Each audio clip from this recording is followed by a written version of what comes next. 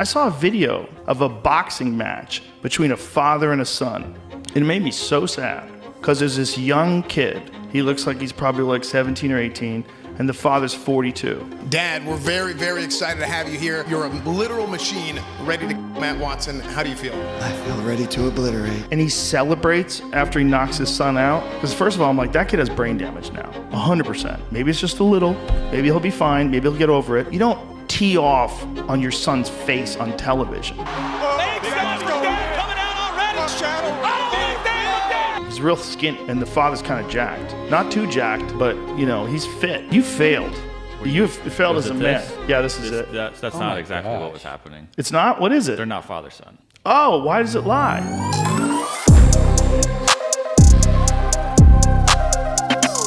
And ladies and gentlemen, Dad is calling right now. Hello. Hey, what's going on? Do you prefer Nathan or Dad? Whatever you want. Nathan is my name, but everyone knows me as Dad now. So whatever's faster and easier for your mouth. Well, I think we're gonna. I'll probably go between the two because I'm like stupid. Yeah. But I mean, the right. Dad character, I guess, is related to Creator Clash. I didn't know it was a character. Oh yeah, it's a whole channel. It's a whole like storyline. There's music videos and albums. The reason I chose Dad for Creator Clash was I don't even really look like Dad during Creator Clash, honestly, but Dad was like my popular thing at the moment when I did Creator Clash, so I just went with Dad because it's more memorable. Mm-hmm. And I did wear the tie and I kind of did the crazy face, but I normally like shave the top of my head and do really get into it, but I just didn't want to do that. So anyway, you want to get started? Sure. Yeah. So I've seen some before you start. Yeah. Real quick. Just as an FYI, as we're going through this, if you want to think of this, I've seen stuff that you said here and there. I've seen some other people talk about it. I haven't really listened to what everyone's saying. I'm just don't really want to. But things I have heard, a lot of people have gotten things very confused with the money and the amounts. I can tell you exactly everything from the beginning to end, so it never has to be talked about again. If that matters, I don't think it really matters ultimately anymore because it's all over. But I know everything. I know who got what, when they got it, who asked for it in advance, who didn't. I'm pretty sure I know. I won't say I know everything, but I know a good amount. Dude, this is music to my ears because every time another person would speak out about it, there would be different numbers every single time. It would be like when I hear a new number for the first time, I would lose my mind. I think what is happening is people are mixing the numbers. It's usually the same three numbers that are correct, but they're not said at the right event and right time. Yeah. So I think it's just confusion. Let me just run through what I think to try to. Well, let me run through what I think, and then you can correct me because I think I can get most of the way there. In Creator Clash 1, was it 15 grand stipend that would be reimbursed to fighters, right? 20. Everyone got 20 for the first 2 years. I'm already wrong. 20. It was 2020 and then 15. That was it. Tweet. Yes, Nicholas 20 DeOrio. for both first 2 years, and then the third year was the only time it changed. It went down 5,000 for year 3. Okay, understood. Now, one mechanic on this that we didn't really understand is why it always seemed like some fighters got paid straight away, and some fighters didn't get paid until it was a reimbursement at the end. How was that structured, if you know? So what I was told from the beginning, Creator Clash 1, they said, hey, everyone, go do your training. Know that you're going to get 20,000 after you do your fight. After you finish your contractually obligated task of boxing in the ring, you will be sent about 30 days later your $20,000. But if anyone didn't have the capital to cover themselves, it was offered that they could have it early. I'm pretty sure, unless it was private, and I don't know, I don't think anyone at Creator Clash 2 got their money early. I thought about it, and I realized I think I can cover it. At 2 or 1? Fine. 1. This is Creator Clash 1. Okay, yeah. I don't think anyone got it early, but everyone got 20,000 after the fight was done. Okay. Creator Clash 2, 20,000 again was offered, and I think Froggy Fresh was the only person that took it early. Yeah, and I remember because he took part of it or something. Alana Pierce had said she didn't even know people were getting a fighter purse, and I didn't know why she said that because she had gotten involved in the drama on her own end. And she was like, I no one else has gotten this. So I guess the misunderstanding is that he had gotten his early. Okay. Yeah. I think Froggy, by the way, I'm trying to monitor my mic to my chat. I know it's going up and down. I'm trying really hard to keep it. Yeah. It just did it again. It won't stay. It's like, no, I want to turn down. It won't. Let me just go to OBS and turn up the decibels. Yes, Froggy, I think, was the only person at Critical Clash 2 to get the money early. I almost did it again then. It keeps turning down. I was thinking about doing it, but I didn't. Critical Clash 3, I did ask for early because I was like, I'm not getting screwed this time. Oh, so you got How does paid. that sound? I should think about it. So I got paid early. I don't want to say Harley did, but I think Harley did. Harley confirmed to me that he did, yes. Because Harley and I were both like, this is probably not going to happen. Let's get the money before it gets canceled. So I did get my $15,000 for Critical Clash 3, year 3. Wait, was that actually a conversation? You're like, there's a pretty solid chance this thing is going to blow up, so we better get the money as quickly as possible.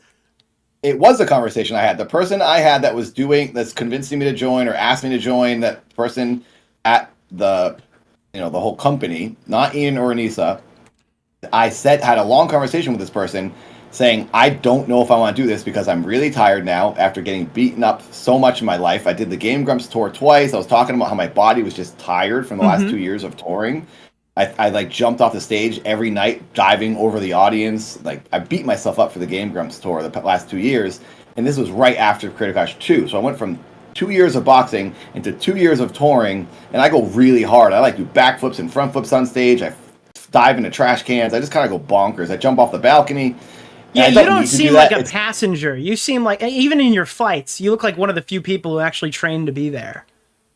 Yeah, I literally trained. That's why year 2 messed me up so much, because I trained like a professional boxer, and I did not do anything else in my life for Critical Clash 2. I moved to Portland, and I know this is on me. I'm very well aware, and I know people have said they don't have sympathy for me, and I don't expect them to or want them to, because I chose to do this. And when I do complain about, I didn't have any money, I can only blame myself, but I can still be bummed about it, and which I am, because I was hoping for this dangling carrot of getting a bonus, which seemed pretty realistic. I was going to get it. Before we get to where we're at, I don't mean to cut you off, but let's kind of cut me off a lot because I ramble. So please, that's fine. We're gonna get to the bonuses and stuff too, but I want to establish the Creator Clash money line while we have you. Okay. So for Creator Clash 1, we obviously are talking about the fighter purse. That's separate from any bonuses or any percentages that are being given due to pay-per-view costs and such.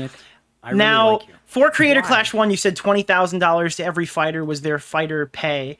What do you think about the 20? Do you think the 20 grand is required to run an event like this?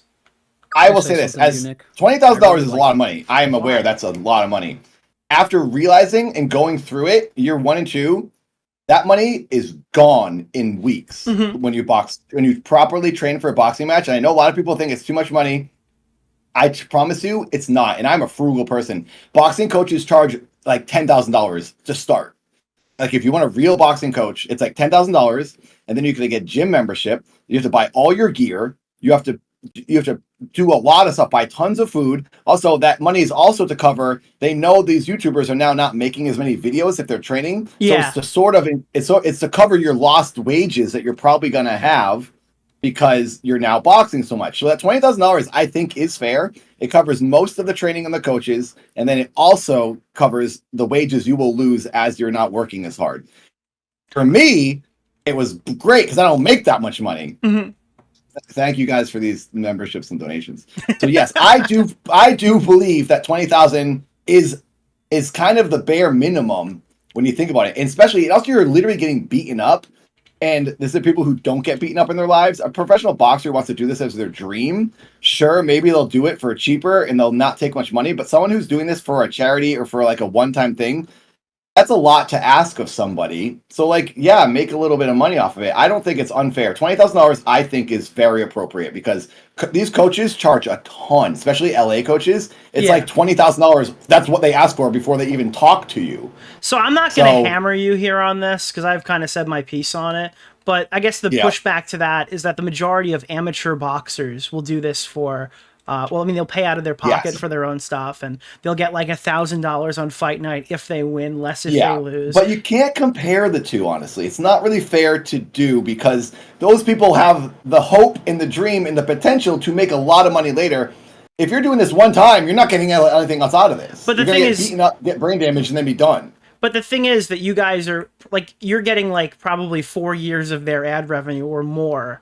Not ad revenue, of their fight revenue, of their fighter purses, like if they go pretty active just for doing one fight. And I don't think people would be mad at you as much if it wasn't constantly touted like, this is for charity, we're doing this for charity, and that was something that they had leaned up. And I know that's not you. You're not the it's for charity spokesman. That was more of the other fighters. The whole thing. Yeah. I totally understand the complaints. I really do. But as someone who's not directly responsible for that narrative being created, I'm not going to hold it against you personally.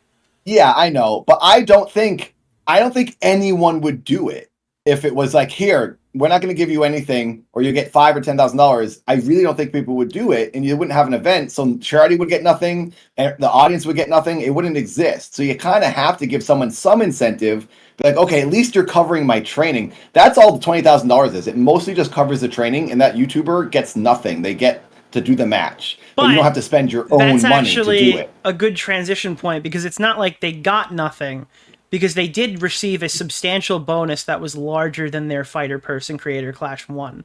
Now, my question to you is, did people know it was coming? So it was a surprise. I didn't know that at all. I had no idea that was happening. Do you know how much that specifically was handed out per fighter for that? Because I heard some estimates. I don't know if you... 27,000 is what everyone got. I'm pretty sure it was split evenly and ended up being $27,000 for everyone. Gotcha. So the 27,000 was, and that was on fight night or around fight night. We got it like a month later. A month later. Gotcha. But we were told the number. I think we were told the amount before we got it. Mm-hmm. I think, as far as I remember, it was a while ago now, but I forget. Now, when it came to Creator Clash 2, Harley had told me that they were expecting that bonus, and I think it was even kind of said that like they were planning on giving that bonus, but because it wasn't expressly written in the contract, that wasn't something that was handed out to the fighters. Was the overwhelming understanding that aside from the same $20,000 purse, people would be getting paid an additional amount come 30 days after Creator Clash 2? Yes. So that...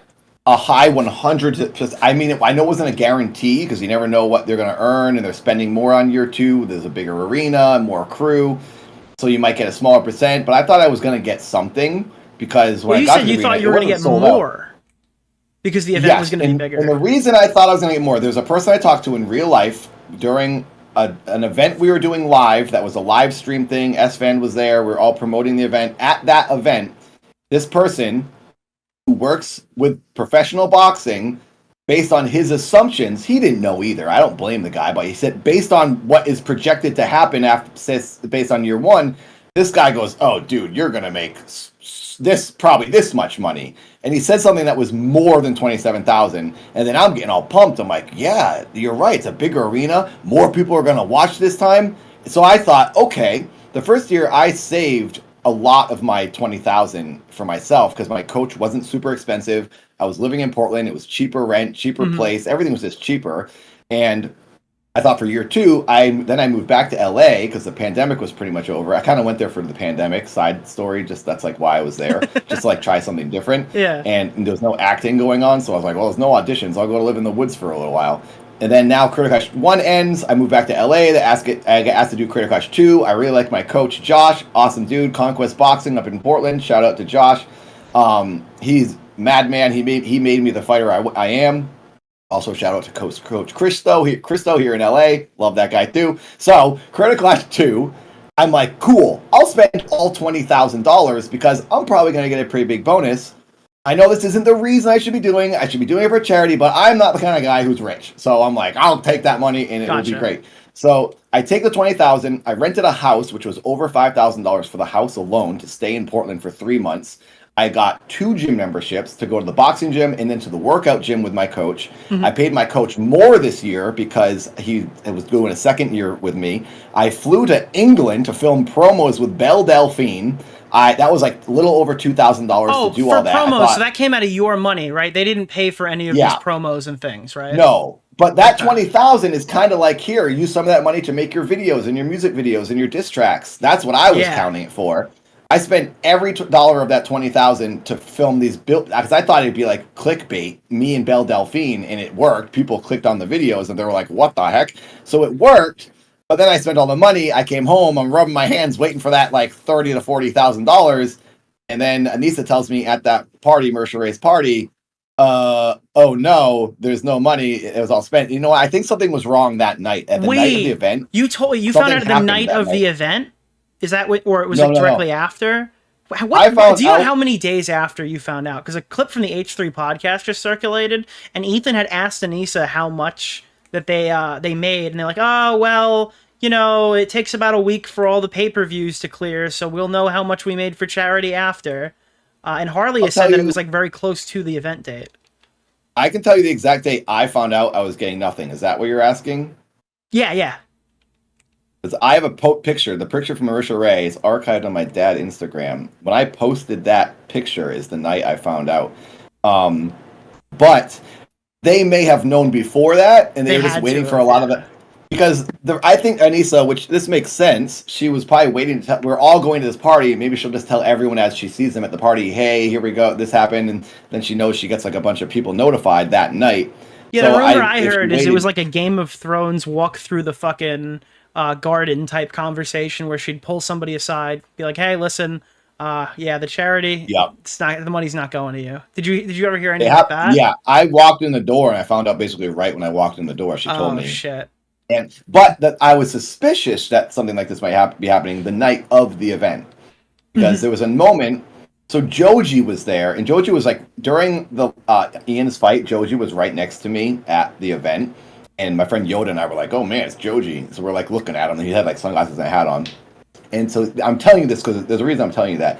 So he was there, their fight ends, we all walked backstage, and there was like a VIP room for like Ian and some of the producer people that was just for them to kind of like talk shop, I'm guessing. Yeah. And I went in that room on accident with Yoda, my friend, and as I'm walking in, Anisa goes, oh, no, but you can't come in here. And there was like, it looked like there was a stressful conversation going on in that room. At first I thought, oh, Joji's there, they don't want people to hound him, that's kind of where he's going to be like away from the crowd. That's what I assumed was happening. But now, after thinking about it, I'm like, I think they knew something was going on. You almost just walked into like the most insane conversation that will never be heard. Yeah, I think they were like, oh no, no one downloaded it. The event was like torrented or whatever, and things are going. It just seemed like there was a stressful energy going on with Ian and Anisa after, and maybe it was because Ian got beaten up and like lost, and he was emotional and sad, and she was just trying to comfort him. I don't know. I'm only speculating, and I probably shouldn't even be saying this because it's just going to fuel more rumors. But that happened that night, and then when she told me at the party, I thought, okay, you knew. I think it was all falling apart, and they knew it, and now they're just telling us at the party, which I don't blame them for. I'm not mad that they didn't tell me right away. But what was the party like? The gala event that happened after? Like, what was it still while you guys were in Tampa? The party was possibly June 4th or the day before. I posted a picture of us at the party on June 4th, 2023, and I might have, I don't know if I posted it the next day or the night of, but around June 4th is when I found out that I was getting nothing for Creator Clash 2. Okay. If that matters. If that's something people want to know. All right, so you found out about 2 months after, because it was May 15th was the date of the event. Yeah, so like 2 weeks later. Wait, what? No, oh, yeah, I'm actually completely brain dead. Holy fuck, dude. Yeah, so my bad. I found out. Okay, 2 weeks later. Okay, so that's a week after they were on the H3 podcast. That makes sense. So no money went to Creator Clash 2.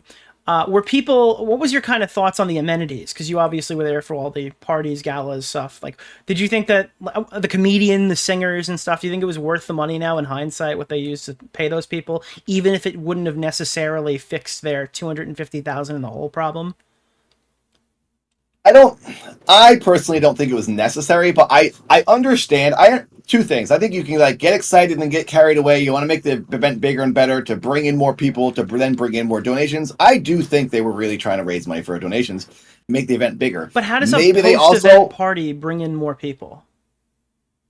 This is why I think it would, because you say, hey, Jacksepticeye is going to be there, and whoever else is going to be there. Then those person's fans are going to be like, oh, I want to tune in. That's one more person to see that link, to see that stream, to see that after-party stream, to see the pre-party, the event. That's more time for people to have eyes on a donation link.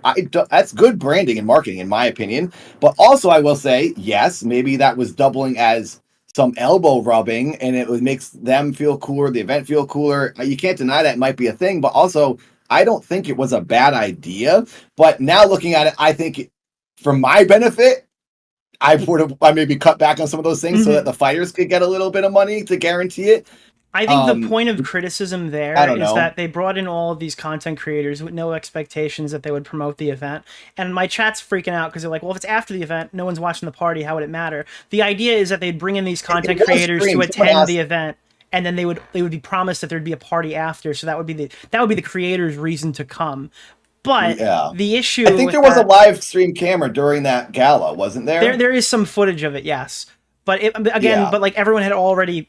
But for that, everyone had already paid for their tickets and stuff. Like, there's not really. It was a little bit self-congratulatory, for the most part. But in the red carpet stuff, it's kind of. I mean, it makes it fun. Honestly, that would make other bigger YouTubers maybe want to do it the next year. You got to think like marketing wise, like, oh, this is a big fun event. You can hang out with other creators. It's a networking event. It's like a Comic-Con. Fans are there. There was like fans coming up to me at the party and like saying stuff to me. So like people were getting in who bought tickets. So I think it would only advertise for next year to be like, this is a pretty big event. Like, let's go. It's becoming like a YouTuber boxing Comic-Con. I understand why to do it, but I also can see why people would be upset about it. So it's like you got to. The major point of criticism though is that the fighters who are doing it. This is not a direct attack on you, but I think that you'd even be able to testify to this. The fighters that they were paying to promote the event and giving thousands of dollars to weren't really promoting the event. So why would you bring in bigger YouTubers who have no incentive to promote the event instead of focusing on getting the people who you're already paying to tweet about it more and make videos and interact? And I mean, the whole philosophy of Creator Clash is we're going to do boxing without the press conferences, but I think the press conferences bring in the kids, right? When they do those stupid Jake Paul gets slapped in the face on stage things, like there's a huge percentage of the audience. When you watch a YouTube boxing match, it's not the same as watching a regular boxing match. In a regular boxing match, all those prelim fights and stuff, those fights have like empty stadiums that they come in for because nobody shows up until the main card. YouTube boxing has a much younger audience that you need to cater to. And they watch everything because they're there at the beginning of the event. That first fight, they're going to be in the seats. I was the first fight at Creator Clash 1 and I walked out and it was filled. It was crazy. I expected it to be half empty because I do watch boxing and I agree. It's always empty. Yeah. That's the big pull because it's a completely different demographic. But ultimately, obviously... Can I make a comment on what you're saying about bringing those celebrity people? Yeah. I think like S-Fan who hosted and Amaranth who hosted, that's smart. They're hosting. They're part of the event. Their audiences will then come and watch to see them. But like I saw Hassan there, I think the second one at least. Is like, and unless he tweeted about it and said, "Hey, I'm here," maybe he's not bringing eyes. So like, just bringing people to have them there, to have them be there, probably doesn't help unless they're like contractually obligated to like promote the event. Like, hey, we're gonna give you a free ticket. You have to like make a video about it. That would be smart. I don't know if they did that. I don't know if they helped or benefited. Because otherwise, it's just other YouTubers seeing people they've already seen, and like I don't want to see Hassan or anybody. Like I don't care who's there. Yeah, I think it's also it's hard to battle back if you're Anisa and Ian. Obviously, with this event not sending money for charity, it's hard to battle back. But it would go a long way if either one of them would just kind of say what you said candidly, and kind of concede that this was a bad idea. But it feels like they threw it directly at pirates, something that every other live broadcast has to deal with, instead of, I guess.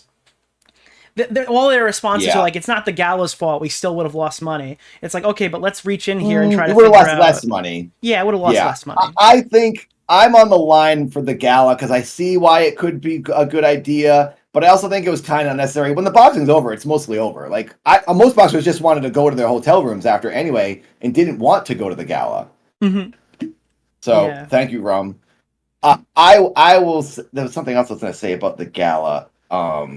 Because the gala was talked about happening this year at 3, and I suggested to them, to the person behind the scenes, not Ian and Anisa, to this other person I talked to more. That was the one I was trying to get like the 7,000 from, that LA Beast cut. Is this like a person from Real Good Touring? Not naming them, but are they like affiliated with the company that runs it? Yeah, they're affiliated with that company. Okay. And I was like, I can't say anything bad about Real Good Touring. This event, I think, pulled people into a world that they didn't plan on being in, and it became a disaster that they couldn't contain. Real Good Touring is a very good touring company. They have set up countless tours from YouTubers. I went on 2 of the tours with the Game Grumps. They were run so smoothly, so well. Everyone got paid. Everyone's pumped. The audience is happy. It's just so what they're a good company. Creator Clash, I think any company would get like crap for being involved with it because this just like an unearthly. So do you like, disaster. you disagree with like Anisa's position that it was essentially, she kind of shifted blame and said it was more their fault and they're taking the blame for it? You think no, they did it right?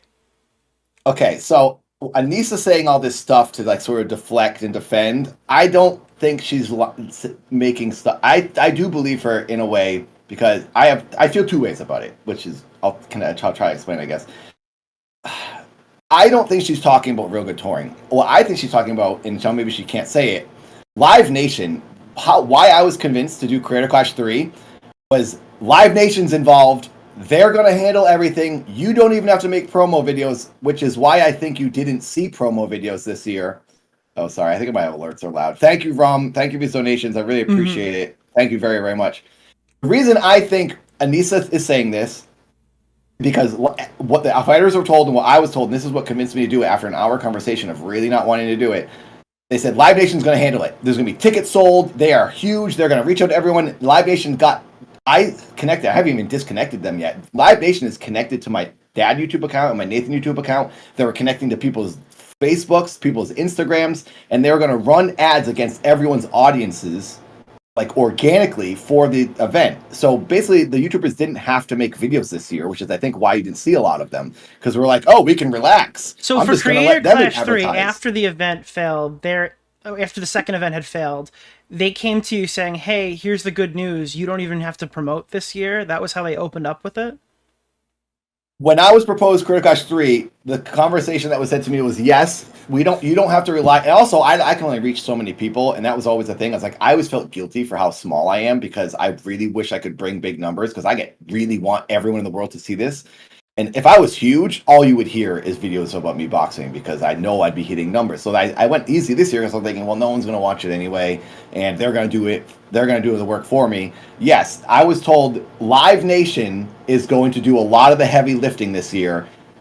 So that is what I think Anisa is saying, because I think we were all told that the people at Real Good Touring and the fighters. Because that's what Live Nation probably said. That's what we do. This is our thing. We do events. We advertise for it.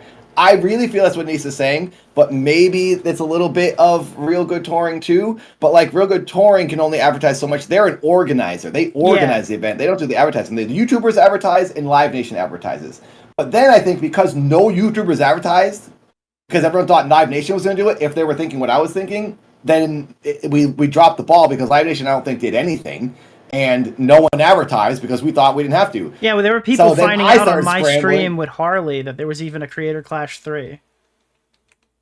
Yeah, people didn't know it all this year. So I don't think Anisa's wrong when she says it was already failing. I agree because I counted physically by my hand. I had like this whole image. I counted literally every seat in the arena. It took me a couple hours to see what was selling.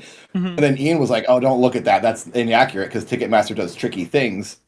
And then I'll actually show you what tickets sold. Wait. So yeah, you had reached out to them and asked, like, before we get to this, because I want to come right back to this point. We talked about Creator Clash 2. We talked about Creator Clash 3.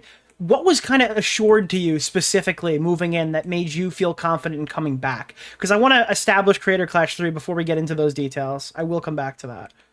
Like, why did you come back? What made me Yeah. Because for the slim chance that I would make some money. Because at that moment in my life, I didn't have anything else going on. So I was like, well, may as well try to make some money. Also, yes, I do want to box. Every time, this is what I'm thinking, because I have a girlfriend now, and I really want to marry this woman, and I want to have kids with her in a couple years. My whole motivation is on her and that life I'd like to build that I never thought I was going to have. Like, if I don't want to get too deep here, but I just truly thought it was going to be me alone for the rest of my life. My life changed with her last year. And now I'm like, okay, I'm doing this because if I do this, if I do a third match, it puts me back on the radar. I'm back in the conversation of YouTube boxing. I ups my price for if I do Misfit someday. I wanted to get a trilogy done with Creator Clash. I have this undefeated trilogy at Creator Clash because I really thought I was going to win. First round knockouts, never dropped around. Yeah. 3 times. Now I can probably ask for $100,000 like Alex Wasabi from Misfits. I'm giving myself a paycheck. So I will do this. I'll take a hit with Creator Clash. not make a lot of money because I'm going to make even more on a place that isn't for charity that pays big bucks, like Misfits. So I was waiting to get Creator Clash done, then jump to Misfits with a bigger paycheck. That is what I'm thinking, and then that will help me put a down payment on a house next year. I had this all planned out in my head. I know it's delusional, possibly. I'm chasing a carrot. It's not a guaranteed, but it's all I had for at the moment. I had nothing else going on besides my low-viewed YouTube videos, so I was like, I got to do it. I have to do this Creator Clash thing. And I tried to get as much of a guarantee out of them as I could. And he couldn't say on the phone, I can guarantee you're going to get anything. He goes, I can't say that because we don't know what's going to happen in the future. Oh, did we lose you? What if the arena blows up? Or what if someone the main event dies? What if we all get COVID again? Obviously, you can't guarantee it. So but he said that you do have a better chance this year of getting some money out of this than you did year 2. Because Live Nation is now attached, there's a better chance it be a hit. So because Live Nation was involved, I said, all right, I'll do it. They're professionals. And I saw them. They linked to my YouTube account. I saw their name in there. I was like, all right, this is going to be a slick machine this year. And I think that's what Anisa thought as well. And then it didn't happen. But I will say, I still think the content cop was a dumb idea. Even if Live Nation and the biggest promoters in the world are promoting this, why would you do something that could hurt at all the event? Especially when you know it is failing. And my complaint about that is, why did we never find out that it was already failing? If you knew it was already failing, why didn't you tell us before you made that video? And why didn't you say, hey guys, the event's failing, we should probably just cancel it, and now we're going to put this video out so it doesn't matter? Like, why wasn't that told to us? Then maybe all of us marketing people, all YouTubers who are basically marketing people, we've marketed ourselves forever, maybe we could have helped this situation and blasted videos out. The 2 Minecrafters could have gone bonkers, and we could have saved the event instead of burying it deeper. So I don't like that excuse. But I do think it was failing before. Yeah. Did you have any reservations with Creator Clash 3 specifically about like the charity aspect at all? Were you worried about like kind of going through that whole process again? Did I have reservations for like the charity aspect? Charity aspect, because it didn't go through. Like in Creator Clash 2, there was a charity event where no charities got any money. Were you kind of nervous that could happen again, I guess? Yes, I was nervous about everything. Was that like a factor in decision making, I guess, when it came that was part of the conversation I had. Yeah. When I was on the phone, I was like, okay. And then they said, well, we're not doing multiple charities. We're just going to do one charity, one link, streamline it, which I think was a smart choice. It made it easier. But did you know that there was no percentage of the money for the charity in the ticket? No, I didn't know how that was working, honestly, until it all like started. Everyone started talking about it on the internet and like ripping the event apart. I had no idea that it was basically Creator Clash was a commercial for a link. Yeah. Where it's like, we're going to do a boxing event, and we're in that boxing event is going to advertise to tell people to go click on a link and give their own money. I didn't know Would you go as far to say that it's not really a charity event? It's a for-profit I agree event? with that. I agree. I personally think you shouldn't even mix the two. It's a novel attempt. I wouldn't say it's a bad idea. It worked the first year, so why not try it a second time? Sure. It can work, obviously, because $1.3 million was donated the first year. So I think it's a novel idea to do it, but I think now it's been proven it's too complicated. Don't bother and just do it for profit. And tell people to go donate somewhere if they want. But yes, I thought the third year was going to work better because it was just the one link, one charity, easier to focus on. People won't get as confused. The second year, I didn't know what was going on. I didn't know it wasn't working out until it was all said and done. I was like, it was all confusing to me anyway. And also, I heard Moment is the streaming company that actually broadcasts the pay-per-view. Mm-hmm. What I heard, when I got nervous and I had this hour-long conversation, the reason I had this hour-long conversation to convince me to do Creator Clash 3 was because of these two things. I heard Moment from year 2. Moment was the broadcaster. Everyone got around their safety protocols and they were able to rip the event and like torrent it or whatever, watch it in Discords because they didn't have blockages where like. But you know, there's no way to no way to really prevent people from watching on Discord, right? Like you could watch a UFC event on Discord and you can get away with that. But I don't know if you've ever seen those websites where you can like watch wrestling and boxing on other like on what is it called? What is that website? Daily Motion. People will link like boxing events on Daily Motion, and if the broadcaster has a good I don't know what technology they use, but they can see when people are ripping it and they can shut it down within minutes. And it's like a constantly refreshing thing. Yeah, but you can't do it if it's in a Discord server because they're not in the servers. Like if you're can't sharing do it with that. 200 people, right? And like, they also threw this number. It was like somewhere between 1 and 3 million people. They have like I don't even know where they could possibly get a metric like that to say what it was. But but my big question is, why do all the pirates come out for Creator Clash 2 then? How much money did Creator Clash 1 lose? Do you think they just got good at pirating? Yeah, I have a suspicion that there was so much troll activity and sort of hate from certain online people for year 2, and I got a lot of hate from people. Like I got attacked hard, and it was very unfair. And I don't even want to get into it. It's a whole side thing. Sam Hyde was like really lousy to me, and I think he just thought I was an easy target. He picked on me. He said I was a rapist. He said all kinds of horrible things. It was a really bad year for me, and I think he was just. I think I was there for that. Didn't Sam Hyde say that on that space? He said it on a Twitter thing. I wasn't there. I just heard the audio later, and then people were in the Discord were like, "Bro, what are they saying about?" No, I think I was like, literally there. Like, I think I was in the. Yeah, that was lame. And then I had to DM the guy, be like, "Can you please stop bullying me?" And he goes, "Okay." I was like, "This is insane. This is so stupid that this is happening." So I think that was lousy. I think he's a lame dude, but like whatever. I get that's his bit. He does stupid crap like that, sure. But like it was that attention and that crowd, and then the Froggy Fresh people started getting angry. So I think the negative support was like, let's tear this down. And I think that's why people that purposely stole it more so than the first year. I think there was a lot of energy of like, screw this event. They're not letting some people in. We want those people in. We're going to actively ruin this.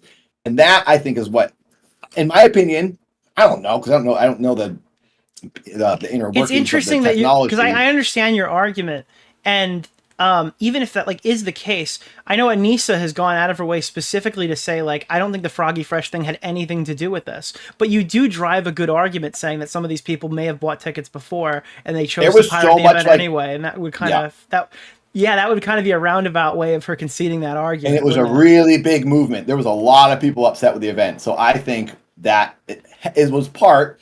Also, there's going to be like regular people who just don't want to pay for things. Sure. They're going to watch it for free. Yeah, the expectation is there are going to be people who watch this event who never would have paid for it. That doesn't necessarily make it okay that it doesn't make it okay they pirate it though. It just added that those people on top of the people who are stealing it.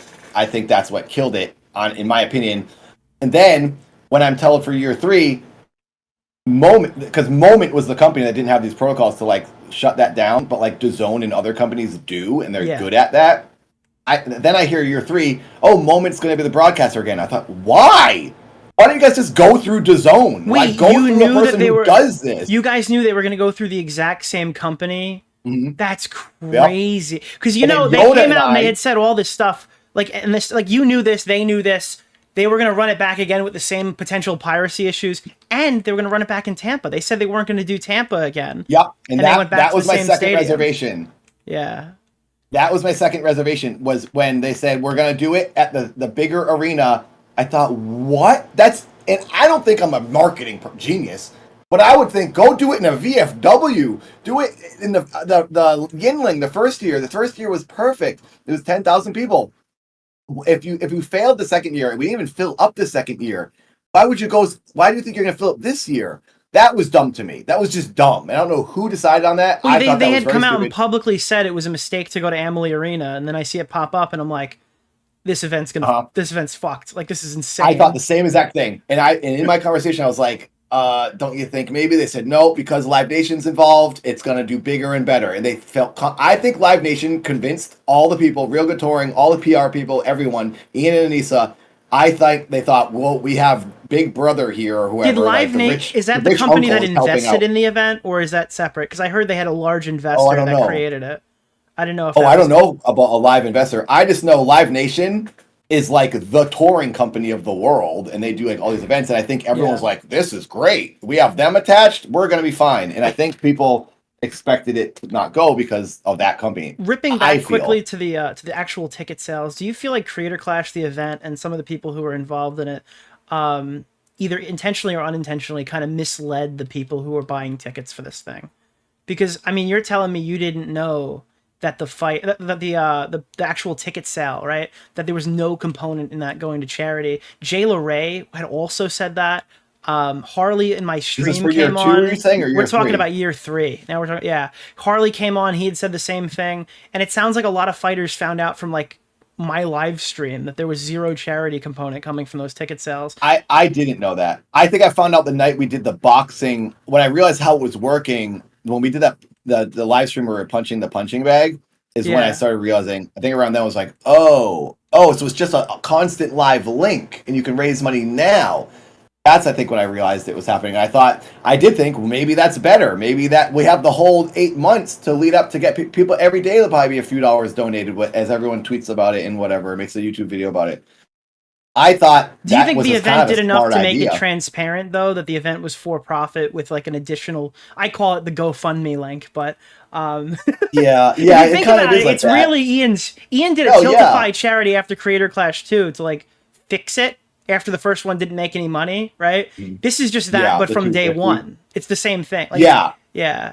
And I don't know if that's how it was decided, if Ian and Anisa and Rogatoring were like, hey, that worked on your stream, let's just do that again. It's simpler. I think it's a good idea if you haven't done it yet. It's like, hey, let's just do that. It's so simple. Yeah, it's a good idea, but it's a good idea with the other explanation monetization scheme as well. I mean, they took the charity component out, and it sounds like they were giving it to themselves.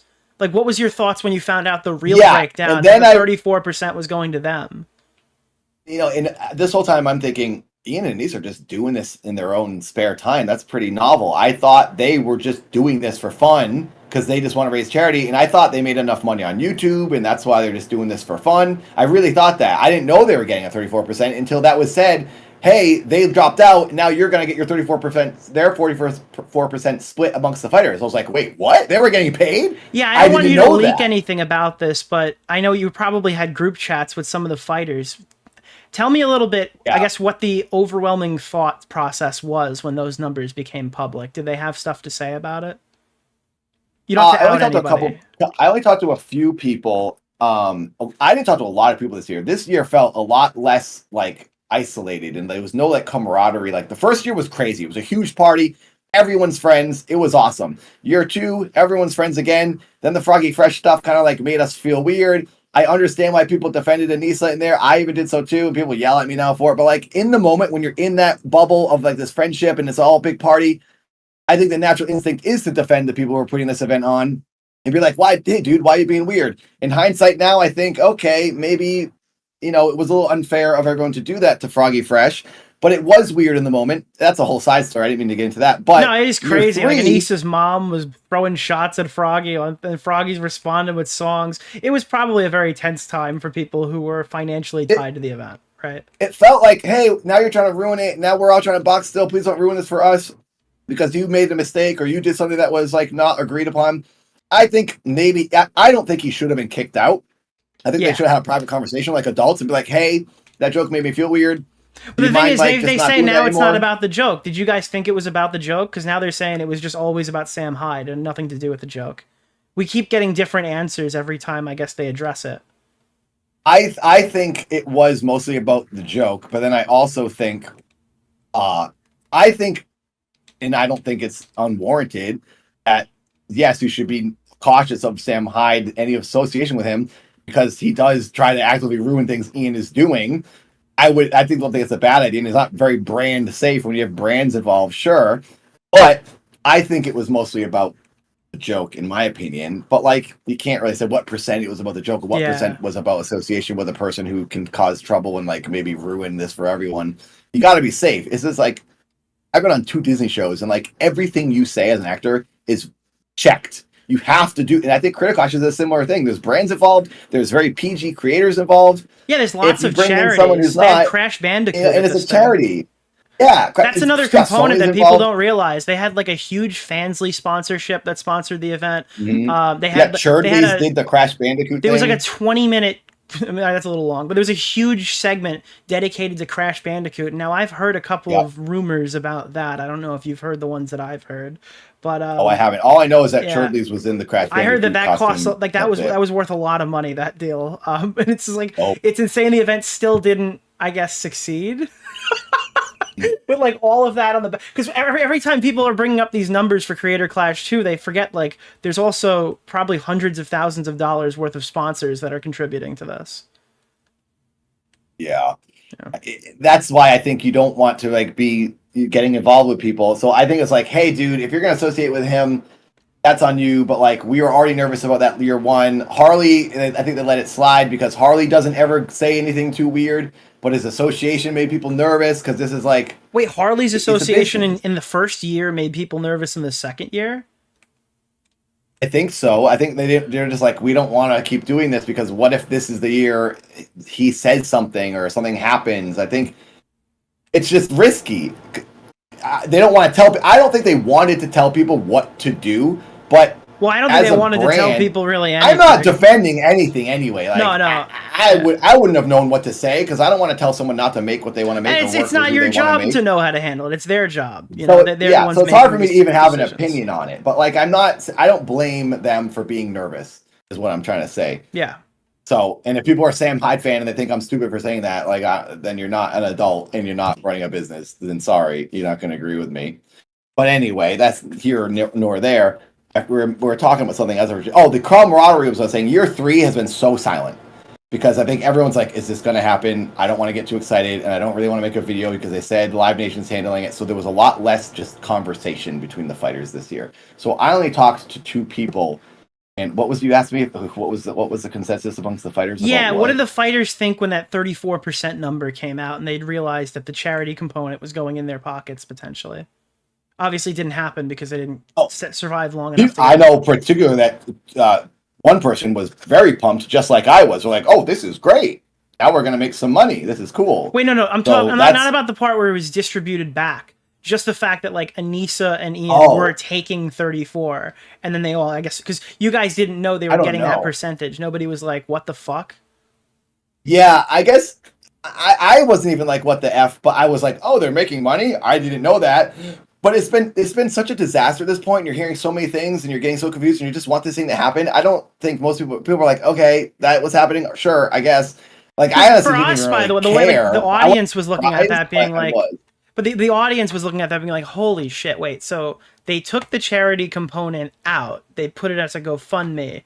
And then 34% were going in their bank account. And then iDubbbz makes his video saying, well, we were going to donate it to charity, but we were doing it on the honor system. That just sounds crazy to me. I wouldn't... if people found that out and this event succeeded, I think it would have been a mushroom cloud type fucking explosion argument over this entire thing. I think it's probably good the event didn't make it that far. Otherwise, people would have been asking a lot of questions. Yeah, I was surprised. That's all I remember feeling was like, oh, I didn't know they were getting paid at all. But hey, that's a bonus for me. I think I was more focused on like, cool, I'm going to get a check and I can actually go get this house someday with my girlfriend. Yeah, and buy her an engagement ring. I was probably being selfish and thinking about that, but like I was surprised and didn't know they were getting paid. Mm-hmm. But I don't know what anyone else was thinking. I didn't really talk to anyone about that. So gotcha. So back to specifically Creator Clash 3, there were a lot of like weird antics and hijinks behind the scenes. We've touched on a few of them so far. And the one that you were about to talk about was people were posting screenshots showing the event had barely sold any tickets. And you had approached Ian directly about that, and he gave you an answer saying, like, Ticketmaster is deceptive. That was because I was nervous this whole time about the ticket sales. So I was like, I got to count every ticket. And I went and physically counted every ticket that was sold on the picture of the arena.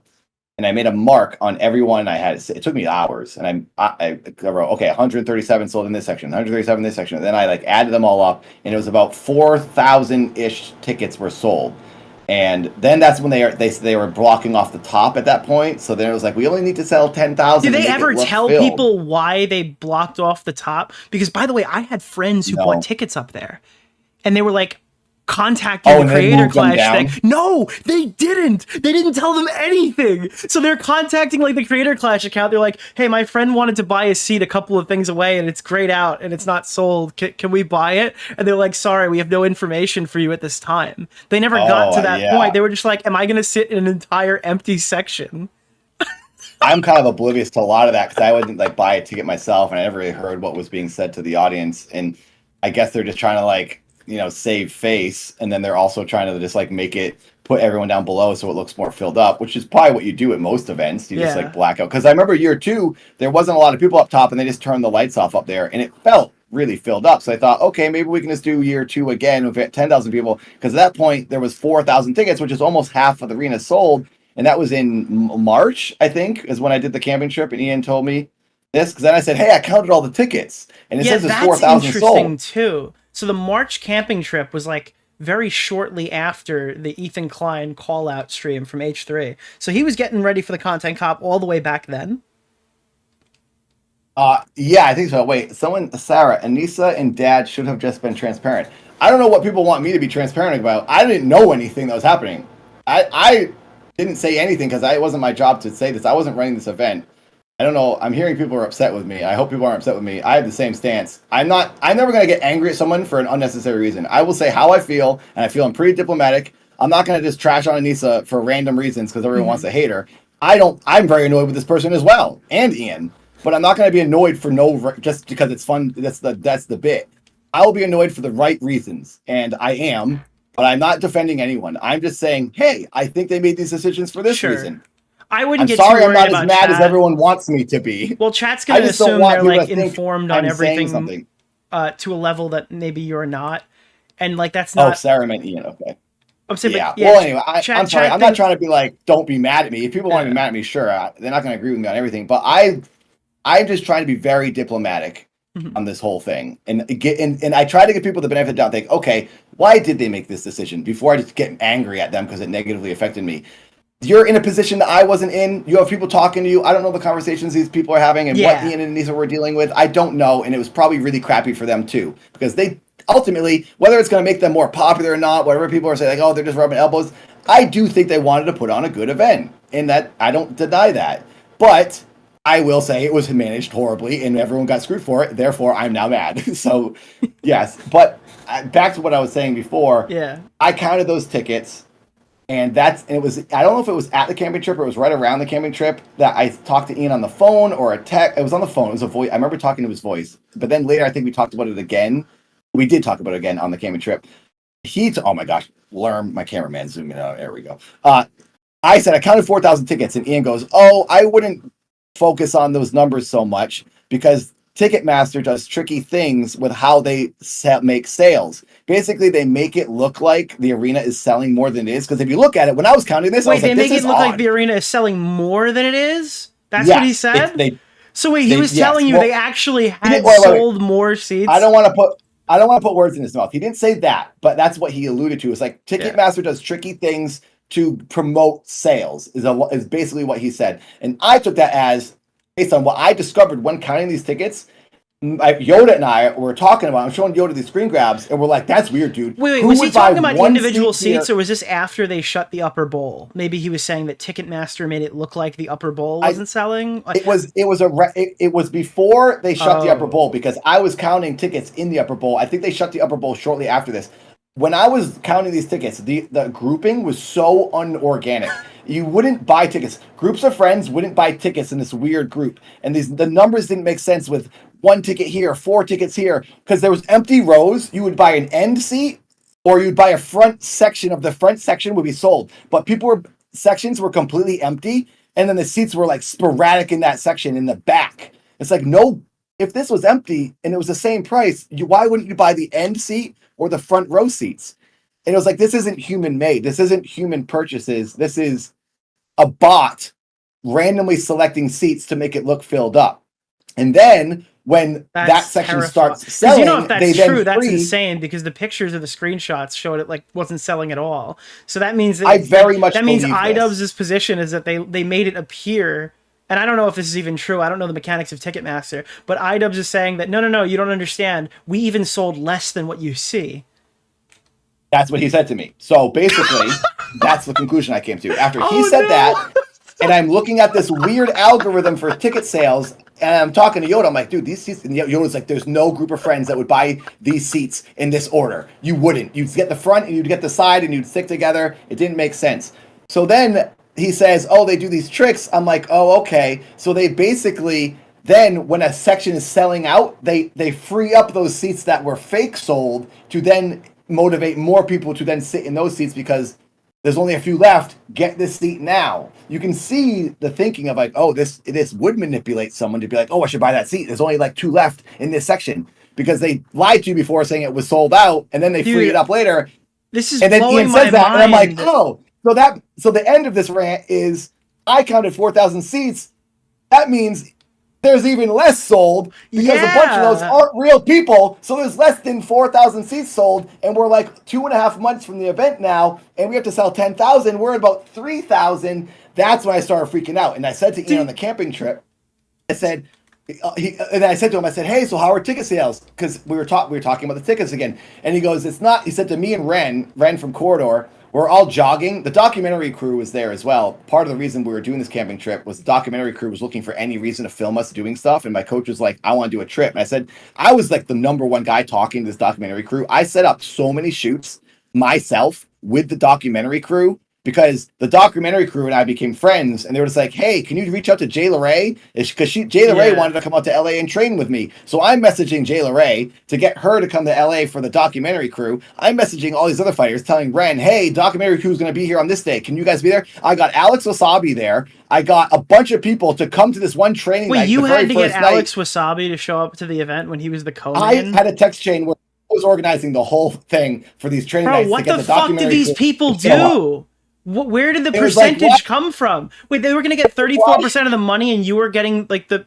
Wait, why? I mean, I'm a very eager person, and I am just wanting to help out because I want this event to do well. And I know if the documentary crew films, this is my selfish thinking, if Alex Wasabi's there and all these other YouTubers are there, it's good for the documentary, and it's also another moment in the documentary I won't get cut, and it's more advertising I have to then guarantee me a shot on Misfits. And then you're kind of like spiritual brothers with Sam Hyde. You're both inside of an iDubbbz documentary he had no intention of actually releasing. You guys have a bonding moment now. That's another reason. Actually, I forgot about this. This is another reason I think less people were advertising because we were told there's a documentary You're Eskimo crew. brothers. He fucked both of you over. That's crazy. Sorry. Sam also effed me over personally when he said really crappy things about me and he didn't know me as a person. So that was lame. But I understand what you're saying. Kaoken, you freaking idiot. I have someone in my chat, Kaoken, is spamming donations. Thank you, Kaoken. I appreciate it. I'm not doing That's a good form of spam. That's good spam, you know? Yeah, Kaoken donates a lot, but he also says the same thing over and over. He always wants me to do backflip off my roof, which I did one time. I'm not doing it tonight. So the documentary crew was told to everyone, hey, we're going to film you guys and we're going to put out this documentary series that will do a lot of the advertising so the YouTubers don't have to make as many videos. And I was like, oh, this is even better. I don't have to do a lot this year. So the documentary was shot. We have so many episodes that are never going to come out. And my first episode was awesome because I was like wrecking these dudes in sparring and it's in the footage. And I look awesome. And this would have upped my stake. Now that none of that's coming out. So they're spending money as documentary crew. They were filming. They came to the camping trip, and as we're filming, we're all running around the woods, and they're filming us. And I said to Ian, Ian, and I were jogging, and there was a guy in a car filming us being hanging out of the back of the car. And I said, so how are ticket sales? And Ian said, not good, actually. We're kind of nervous. He said it's shaping up to look more like year 2.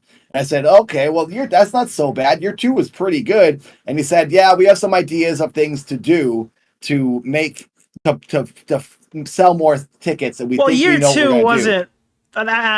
Year 2 wasn't really good because Harley came on here and he goes, "We filled out that whole stadium," and I think you said it before. You guys didn't fill that whole stadium, right? It's just like year 2 sounds like probably the worst case scenario in the position that you'd be in at that moment. Because obviously, what happened with it didn't go well. It didn't sell out. That was obvious. You could see the empty seats up top. I saw them, but I do think it looked full, and it was just the top. I'm just saying that year 2 probably should have been a slur. Like that's like you don't want to hear those words uttered anything close to the next event. I think year 2 was about the same. I think it was a little bit more than year 1. And if it was in the same arena, I think would have made a bunch of money. Tickets. Yeah, it would have been great, and people wouldn't have been. It would have sold out, and people wouldn't have been able to get in. Gosh dang it, my camera. So I think maybe it should have been like this. Let's just do a Yingling a second time in a row. If we do great to year 2, then year 3, maybe we move up. I think it was what's the word? Ambitious to go so big on year 2. But I see why they did it, because they probably ambitious. You they can did argue, so well with year 1. but doing it in year 3 is stupid. You can't. I don't think you could say ambitious associated with year 3, right? One more time, say it again. For year 2, you could argue it's ambitious. For year 3, it's just stupid to do it again, 100% knowing it stupid. didn't work. It was very dumb, and I felt it was stupid. And these are business people, and that was one of the reasons I was like, "What are you talking about?" But I kept thinking, because I do this all the time. I'm like, well, they know what they're doing. They're the business people. But Yoda and I were like, this is dumb. Go back to Yinling, I thought maybe. Whatever it's called, Live Nation is this magic trick. That's what's gonna make it work. Live Nation sets up arrows. Well, yeah, I get what you're saying. Like, you were expecting this documentary to bring in a bunch of people, with like the footage being used for promotion, and then ultimately that stuff has just been on ice, and they never even attempted to repurpose that footage or edit it in any capacity. I'm talking. James is the director. He's a really cool dude. I became good friends with the camera guy. They all came over. We had a party during the Critical Clash 3 promotion training. I had them come over, and we like had a party, and we watched a boxing match, and they were hanging out. I made some good friends from that documentary crew this year, and I wish that their footage and all their hard work. I spent a full day dancing around Los Angeles, like beating myself up for this documentary with the camera guy. We got this awesome scene of me downtown LA. It was right after the fires, so all of LA looked like Mad Max red sky, because it was all like red smoke in the air still. And we're up on this cliff overlooking LA, and I'm dancing in slow motion. My body as a silhouette. It was really cool stuff we made that no one's ever going to see. We were doing this, and this is partly why we're thinking, okay, this is going to do so well, because we have this documentary crew and we have Live Nation pushing this. This is going to be a huge success. It's a smarter year. I got caught up in it. I was like, it's going to work. It's going to work. And it's so obvious they've already spent so much money on this too. Someone just brought that up in chat, and they're 100% right. It's like they spent a shitload. Who paid you guys? Who's like eating the cost on this stuff? I assume it has to be that investor then. That's insane. Because we didn't know about that. I didn't know it was an investor. That makes sense if there's an investor. I didn't know about that. Yeah. Peppa, I talked about that earlier in the stream. If you want to scroll back, I said how I felt about that. But going back really quickly, this investor I had no idea about. Going back really quickly with iDubbbz talking to you, and everybody heard that you said you talked to iDubbbz, and he was like, "Yeah, Ticketmaster fudges the numbers." They had assumed that like that meant they had sold more than Ticketmaster was showing, which wouldn't make any sense, because if a ticket is sold, obviously it wouldn't appear to. But what you're saying is the equivalent of what somebody put in the chat. You got nervous and you looked at the jelly bean jar and you counted every single jelly bean to tell Ian there's only 4,000 jelly beans in the jar. What's going on? And then Ian came back to you and he said, no, you don't understand. 2,000 of those are plastic. They're not edible. Yeah. That is like, that is fucking like earth shattering. That's insane. I got pretty bummed then. And then Ian said, and this is the same day. It's all crashing in my head that day, because this is the camping trip where he says, I'm about to put out, he was filming on that camping trip is where he was here in LA filming that thing. So Ian left a bunch from the camping. We're up on a mountain above LA, and it takes like an hour and a half to get back into town. He left, filmed documentaries, content cop stuff. Anisa was staying at a hotel or with a friend or something down in town. And then he came back up to camping. He went down and came back up to like film that video and be with us. And I'm thinking, so he tells me I'm doing this content cop on Ethan, and I'm thinking, but Lena's in the event, and AB's a big part of this event because he boxed before, and AB's doing all the promo for Lena because it's hard, it's emotionally a lot for Lena. So AB's kind of becoming the spokesperson for her. So their 2 employees at H3 are part of Critical Clash, and you're putting that video up. That's going to make them feel weird. Did that conversation ever happen, or was that more of like a, that's kind of weird? I didn't know what to say to him. I genuinely didn't know what to say. Because I'm thinking I don't want to rock the boat because I don't want to get kicked out of this. And and I had mentioned to him, I said right before he said that, well, actually, I kind of like, he told me he's doing this video, and that's what led it to Ethan. We're picking up sticks. I remember saying this to him as I'm picking up these sticks. I said, oh, Ethan and I are good now, because he knew about the Ethan thing. Because I talked to Ian on the phone when that happened, the fallout with me and Ethan. I talked to Ian. He's like, oh, don't worry. It's okay. You know, this is his thing. He gets drama. It's not that big a deal. He's probably not really that mad at you. They made me feel better, Ian and Anisa, about the Ethan thing. And they made me think it's not the end of the world. And it calmed me down a little bit, because I'd never been in a confrontation with a big YouTuber or had any drama. And I thought I was being canceled, basically, because I got so many hate comments from H3 people. I got really bad ones about like my girlfriend or my friend who passed away. who was my girlfriend. Like, I have screen grabs of it because I could not believe what these people were saying to me. It was crazy. And I really was like, I understand why people do things to themselves when they get hate online. It was messing me up. So when they said that to me, I was like, okay, maybe it's not as bad as I think. So it really was the biggest weight off my shoulders, the breath of fresh air, when I finally talked to Ethan and we were all over it, because I was probably making it worse than it is. I know I'm sensitive. It probably wasn't that big a deal. To Ethan, it was probably like low drama. But for me, it was like, this is horrible. I'm like ruined. I can't deal with the stress of these people being so mean to me. And it was hard. So Ian and Anisa were nice to me about that, and they were talking to me about it. I'm sidetracking myself. Oh, so then I say to Ian, oh, hey, that drama's over with me and Ethan. We talked. We're all good. We apologized. It's all good. And I'm thinking, that's great, right? Thinking, and now this is after he just tells me he's going to do a video on him. So I'm thinking, basically trying to say it to him, like, why are you doing this? Because now you're going to bring more hate to the event right when I got over mine. It's like saying you've already seen how this is going, so why would you inflict that on the charity event? Yeah. And I'm really small, so like most of H3's audience probably didn't even hear about the drama between me and Ethan. iDubbbz is like his friend who's really popular. He has more subs than H3. Like, this is an atom bomb. So I'm thinking, okay, the ticket sales are low. You just told me that. And did he express any direct reasoning, or he's just like, yeah, I'm working on this thing against Ethan?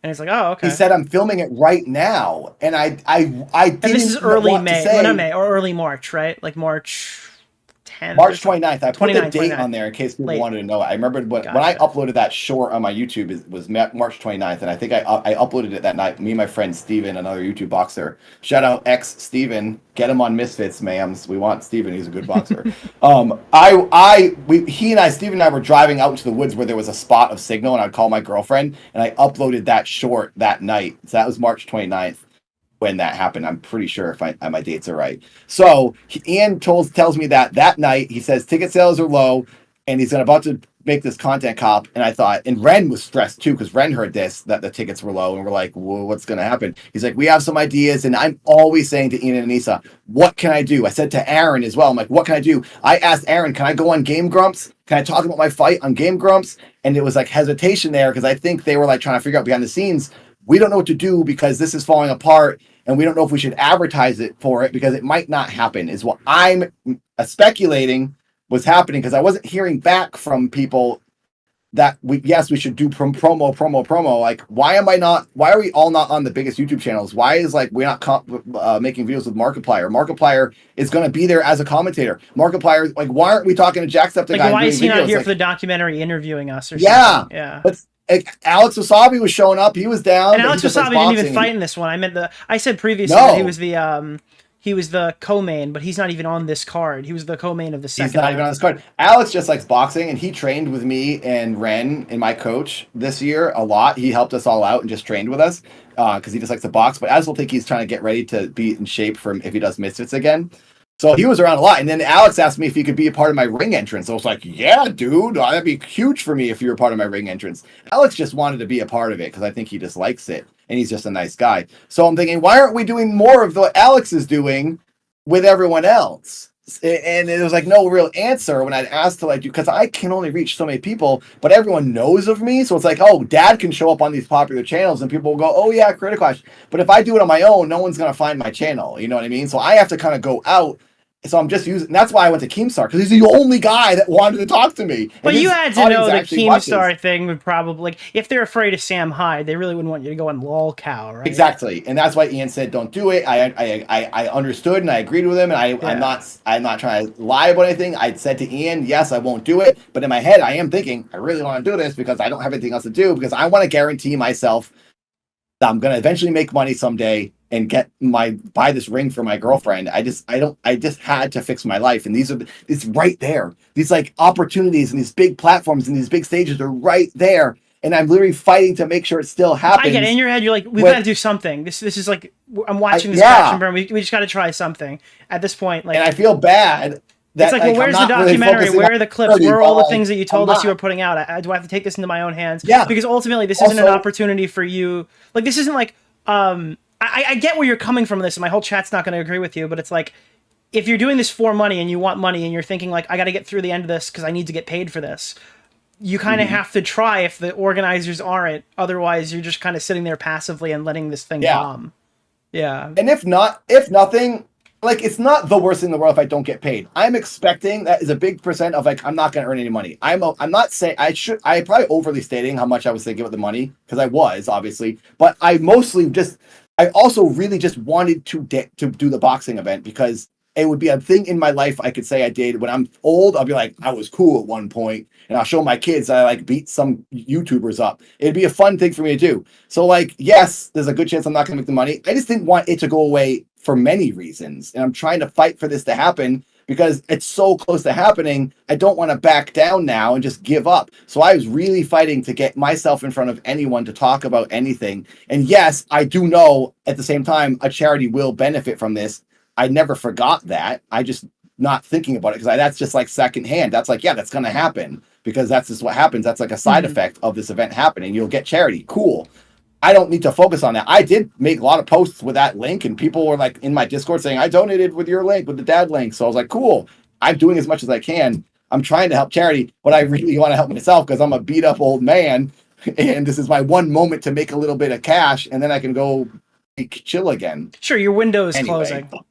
Its window is 100% closing, so I need to focus on that. And that's what I'm thinking about. And yeah, then people start bringing up, I get a lot of these comments. I'm not even going to get into it. The freaking war that's going on in the world. I think the war is bad. I'm not going to say anything politically. I think it's horrible for everyone involved. But I'm not going to be like, some people are saying like, oh, why are you talking about your money when there's a war going on? These kids are dying. Ignore those people. Obviously that's more important than my stupid concern about getting $10,000. I'm not. Well, the 34% wasn't going to Palestine either. It was going to Anisa and Ian's pockets. So it's like my little concern I have to keep my head in my little bubble, because otherwise I'm not going to take on the woes of the entire world. I'm just going to stress myself out, and I can't do anything about it. It's like we're trying to give back to the kids with cancer that didn't get the money last time. So we could focus on them next time, maybe, just not right now. Please, like, I agree. Disperse. That cancer charity is more important, and I don't mean to say that the charity, my money is more important than the charity. I think it's all important. I would 100% do this for free, and I was very willing to do that because I basically was expecting to get nothing. I was just hoping for something. So, whatever. I can't say enough to make everyone happy, and people probably are going to get mad at me, so whatever. I obviously wanted charity to get money. Okay, just to be clear, because I know people are freaking out already that you just said that. You don't mean that the Palestinian kids are a lesser cause than the cancer kids. No, that's obviously the biggest concern in the planet of all of this garbage. Obviously, yeah. I just want to make sure because it came out wrong. But I know what you actually meant. You're trying to say that the charity that the event is focusing on is the front and foremost charity that we're considering, because that's why we're here. Okay, because I saw people freaking out already. You're not doing like a tier list of Palestinians and cancer kids, so don't get that idea. I'm not ranking the woes and the trauma of each life thing. Yeah, like, you can't even compare, and it's not even a worthy conversation that even to be had. Thank you, Frozen. Thank you.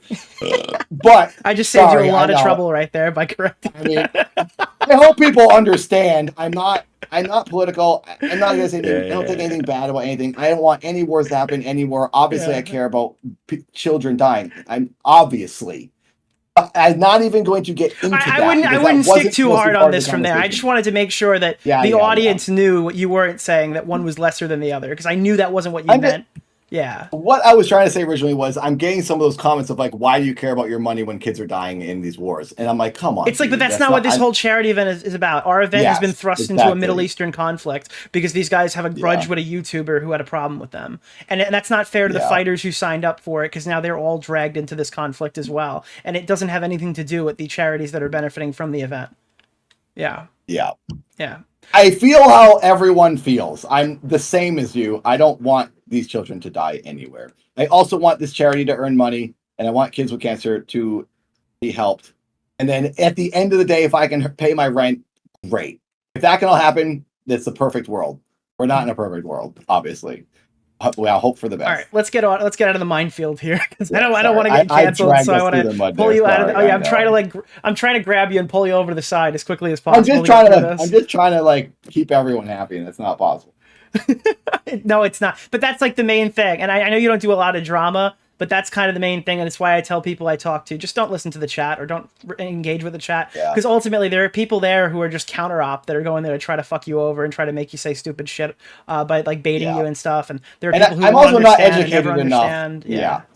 I shouldn't say anything because I will say the wrong thing because I just don't. I shouldn't talk about that stuff. I'm not educated enough, and I apologize on that. It's some of the people who are talking about it aren't very educated on it either. So you're not the only one. You're certainly not the worst one. But I guess so. Like there's a couple of viewer questions I'm going to get to. I'm trying to think. Is there anything else about Creator Clash 3 specifically that I want to know while we're here? I feel like there's been so many things I've heard that I'm like, well, that's not correct. We didn't touch on LA. We didn't touch on LA. How long was it, I guess, for both events that you guys knew the events weren't happening? So obviously Creator Clash 3 won, and then Creator Clash 3A and Creator Clash 3B, because people bought plane tickets to these events and stuff, and it was already kind of out there for a couple of days that the first one was canceled. How much longer did you guys know that these events were canceled before the general public found out? It was never very much sooner. It was usually like the next week. They're like, we're going to make the public announcement next week. They tell us in advance, so we all knew what was going on. It was never much sooner than everyone else found out. So I couldn't say dates. I'd have to like look through emails. Was your audience, like the people who watch you, were they a bit worried about refunds and stuff? Did that come through your community? Yeah, I got messages from people a lot on Instagram, Discord, like, hey, what do I do about a refund? And I was just trying to like answer as best I could. The craziest thing about the refunds is we thought that, okay, the money's going directly to charity, so they can't physically give refunds. But then we found out that none of the money was going to charity from those tickets. So then I was just like, wait, why can't they give refunds then? Like, what? That doesn't make any sense, right? Yeah, I don't really know too much information about all that. I never really got too into that. And I was like, I don't know. That's like technical website issues that someone else is going to handle, like how to refund. That's like a Ticketmaster thing. So I don't know. It was Zeep or something, or Yeet. Or I hope. Oh, yeah, Veep. Veep was like a ticket sale. That's what it was, website. Yeah. Veep. I obviously hoped everyone would get refunds, and I figured they would eventually, because that's just, these events happen all the time with like bans and all kinds of stuff. So it probably they have a protocol for this. I was never worried about that. But the thing that I was worried about was people saying like, "Oh, I bought my ticket," and I'm like, "Oh God." Harley and I had a conversation one time, and we're like, Harley said this, and I agreed with him because my audience is similar. Like my audience is like in their late 30s and 40s because they were watching me when I was in my 20s. And now they all have kids. And the reason Harley and I thought two things. We thought this was going to fail because it was so late in the game that year one, it was planned so ahead of advance. These people need to plan a vacation, bring their kids, book a hotel, and then they come, and it's like they have it planned so far in advance. The dates are changing for year three. It's advertised late. It's not really being advertised. These big things Ian says are coming. These big promotion things that they're going to do to fix this aren't happening, and now it's like 8 weeks away. A family and our audiences don't have the time to plan this, to bring their whole kids or get a babysitter to come do this. So how is this going to work? So that's why we're thinking this isn't going to work. This is going to fail. Not everyone's 20 years old with money to spend that could just get on a plane and go for a weekend last minute to this event. Mm-hmm. So we were worried early on that this wasn't going to work out. With Creator Clash 3B now, they said that they were going to change everything up. They brought in Alana Pierce. Aaron from Game Grumps was center stage. They made a whole video with a transparency report that exposed why Anisa and Ian weren't transparent before.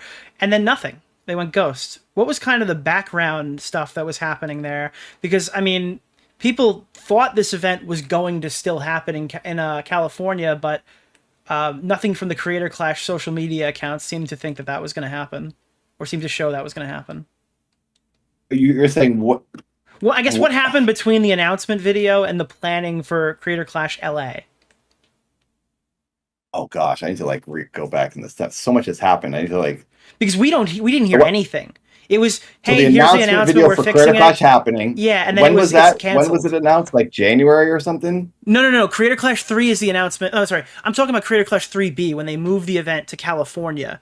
All we heard was, hey, here's the event. It's happening in California. Then nothing, and then it's canceled. Was there any what was it like to be a fighter? Because we didn't hear anything in between.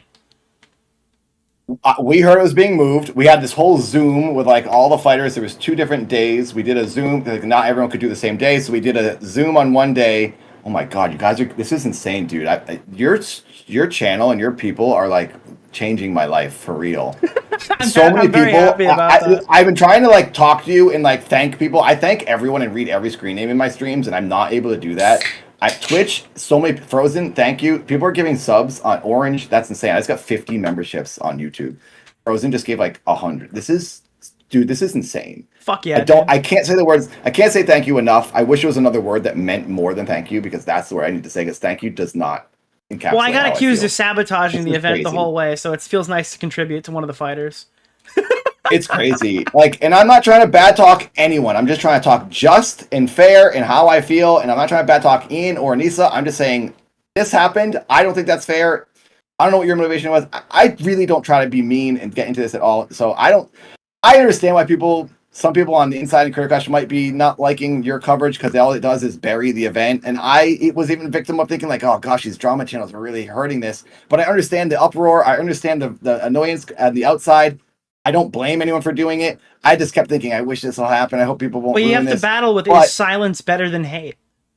Yes, hate means people know it's happening. Silence means nobody knows. Honestly, and Harley and I talked about this, you advertised for Creator Clash more than Creator Clash did. Thank you so much. Even though you're talking about the negative aspects, at least it was being talked about. Now people at least know it's happening. And I was saying, okay, now that it's out there and it's on the radar, maybe we can twist this and people can be like, oh, it's now running well. And this brings us back to the LA thing. Maybe it's being run well now, and maybe it's going to happen. We all know about it. We want to hate on it. Oh, we can't hate on it anymore because it's in LA. It's smaller. It's composed. Let's go. This is going to be cool. I thought that was going to happen. So when they announced LA, I got pumped. I was like, okay, cool. Smaller scale. We'll sell those tickets easily. It's only like 3,700 tickets to sell the thing out. This will do well. Most of the creators already live in LA. It was going to be easy for me. I could just drive down the street. So I was like, cool. This is awesome. That was about 4 weeks. And then we found out it was getting canceled. And we didn't know until right before you guys did. Mm-hmm. So, was there any more dialogue, or it was like, "Hey guys, it's coming. We're gonna do this thing," and then it was just nothing. It was silence from them. The dialogue was before the change of location. We did these 2 Zooms to figure out how do we fix this event, how do we make this work, and then the decision was made. Okay, we don't know if we can fix this. I hope I'm saying this right. There's so much that happened that I'm like trying to get the order right. Basically, how can we make this happen? And then, all right, all the fighters have said their opinions. We've told everyone what we're thinking. We're gonna notify everyone everything. We're gonna have there was gonna be Monday updates every Monday on an email. Thank you, Frozen. Thank you, Electric.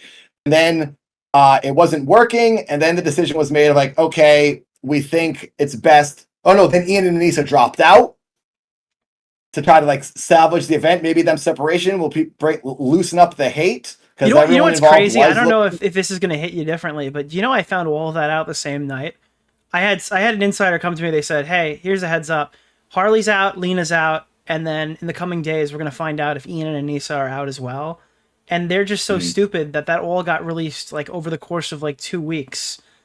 Instead of just ripping the Band-Aid all at once, they just got hit for 2 consecutive weeks because they were like like they were just dripping that information. It was so stupid. I don't know why they did that.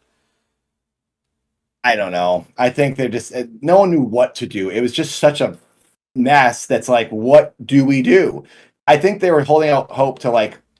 I think everyone knew the best thing to do was just cancel this. But do you think Ian and Anisa left of their own accord, or do you think they were pushed out? I don't know if you have the knowledge for that, but I guess what was the vibes? I don't have the knowledge. All I have is speculation.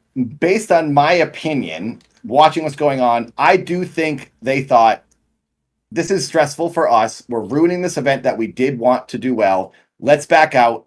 We'll salvage the event. I don't know if they got paid out. I don't know if they got bought out. That was my speculation. I think they said they didn't, or they didn't answer at all. But I mean, I feel like they had to have. Maybe it wasn't. Maybe they just didn't care anymore. Maybe they were so over it and they're like, whatever. We're just gonna bow out. Give it to the fighters. I don't think Ian and Anisa are as cruel as everyone says. I think some of the and I'm trying to be fair.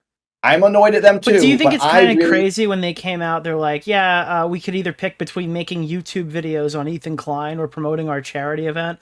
And then because that's literally what he says in the video. And they're like, so now we can talk about it as much as we want that we're dropping out. Do you think that's coming off of it, I guess, immature? Making YouTube videos about the event? No. So he said, like, hey, we kind of have to pick between, like, the drama with Ethan Klein or our charity event that we were neglecting. Neglecting is my word, not theirs. But, like, we've chosen the drama. They chose to do drama. Yeah, when Ian said, I'm going to swim around in the slop now, that's like my life. That's I was like, that's kind of a bummer. That's what you're choosing, because I they left you out to dry. They left all of you out to dry to fight this holy war, literally. Yeah, I guess that was more important to them, and I can't tell them what they should feel is important. So that's what they chose. It's a shame for us, but I mean, I think at the same time, I think they're thinking. But it's like you're saying this is like a personal thing. I think they have a responsibility to their employees, and I think it's not just AB, it's not just Lena, it's not just Harley. It's everyone, even people who might have supported their positions. Now they're out, and they're fucked with like how this whole thing has gone. You got to think like this: like if this was me and I was in their position, how would I think? I would probably think, oh my god, the world hates me. I'm ruining everything. This sucks. I just need to get out and salvage everyone. I'm so sorry. I'm leaving. But if it was you, would you have continued to be a boxing promoter after that again? No, I would have dropped. Would out you be forever. like? Would your hubris keep you back to run it back again after? Everyone probably told you, yeah, because I mean they had the same thing, right? Anisa was getting hate. It was very similar, and they were like from the beginning, yeah, and they just ran it back again, and this time they doubled down. I think doing it a third time was dumb. I think doing it a third time was dumb, but since it was presented to me after an hour conversation, I was like, all right, whatever. I got nothing else going on. I'll go for it. I'll take this bait. I'll try and hope to get something. But I thought this was dumb. It's not going to work the whole time. And then it happened, but I'm never going to say that because I want to be positive. I want to promote the event. I don't want to bury it. I want to put on this smiley face and hope until the end it works. And if it doesn't, then I'll let it all out, which I have now done and I'm doing with you. I do think it was dumb. Also, when they left, it just seems like everyone could see the writing on the wall except for the people who ran the event. I think they saw it too, and everyone was doing a similar thing of like, that would be not catastrophic, maybe especially they'll die if they have investors. If they're like, hey, this is probably gonna. That's kind of what they said. Can't. Is like we kind of knew the event was gonna bomb, but we just pushed forward. That's like, yeah. There are people. You're saying there are people who are out of money. There are families who bought tickets to go to Tampa, who had no vacation because these guys decided to be. I don't know. I don't know. I don't know what they were thinking, but like. Charities didn't get any money 2 years in a row. You could argue that they got it from the Tiltify link, but I would argue that 210,000 of 240,000 came from Hassan Piker and Ethan Klein's war, right? That was literally donated through one stream that had nothing to do with. I agree with you on that point. I don't think that money came from Hassan. Hassan gave to the charity, not Creator Clash. And it's like no money's gone to charity. The fighters are getting fucked over. People like you and Harley who stuck it out for 3 events. Like what they did to Harley was like, I'm not going to say criminal because I don't think it literally is criminal. But they told you guys that these events were going to be like that all the fighters were getting equal pay. And then LA Beast gets money over Harley, somebody who's been fighting for them for years and fucked him over. Yeah. What was that like for you when you found that out? I was really bummed. I was ticked. That was the most mad I was when I found out LA Beast was getting more than me. And I'm like, what the heck? I did get a little like, I don't want to say like. Yeah, but you guys were there. Cool guy. You guys promoted the event. You stuck it out. I couldn't deny I was what got the most attention out of this whole thing. I'm never going to be like, I deserve more. I was fine with us all being equally paid. I can't control that I got viral moments. That's not something I planned. But it happened. Cool bonus for me that people have seen me. I'm not going to expect to get paid more or be the main event because of that. I'm still the same as everyone. But then I feel a little differently when I hear, oh, LA Beast, who's never done this, is asking for more money and he's just getting it. Then I do go, well, what the heck, dude? I did get all these viral views, and now I am going to take that as ammunition and be like, that's unfair to me. Mostly just because you said we were getting paid the same. You lied to me. And you didn't tell us, and Harley I think felt hurt because he was lied to, and then I find out I'm lied to, and then at the same time I'm getting very emotional at that moment because that was when the eye thing happened, and I'm like, gosh dang it, dude, this is awful. I'm getting paid less. I've gotten viral moments. I'm getting beaten up. I'm like seeing things. I'm going to them and I'm asking for money. And I was a little bit uncharacteristic for myself. I was like, can I just have I emailed, I gave a text or a call. I can't remember what I did, but I talked to the dude. I was like, hey, can I have extra $7,000? Yeah. I said, I need to pay my trainer. He wants to do muscle training now, which was, I wasn't lying. He wanted to start doing this whole other training regimen. And I was like, that's more training on top of the boxing. I have to do gym stuff now and get creatine and like put on muscle. So that was a whole new thing. So I said, I need to give my coach some money for that. Can I get that $7,000? And then the response was, well, you got your 15. I said, well, I hear other people are getting another 7, so I could use that 7 for this new training I'm doing. And then that was like, okay, I know what you're doing. They found out I found out. They heard that. They then realized I found out. I know what you're doing. You're 7,000. trying to hold us accountable for fucking over our fight. Yeah! Yeah, it's I felt malicious. bad for doing that. I felt like a jerk. Yeah, they made you feel like bad myself for fighting for yourself. Yeah, it's insane. I felt bad for asking, and I had to feel like a bad guy with coming at them with that aggression. My girlfriend was like, no, you're getting ripped off. That's not fair. She said, you're getting so much attention on these, and you are the oldest one, and you're getting beaten up. So she was kind of like a cheerleader for me. And I was like, well, she's honest and she's level-headed.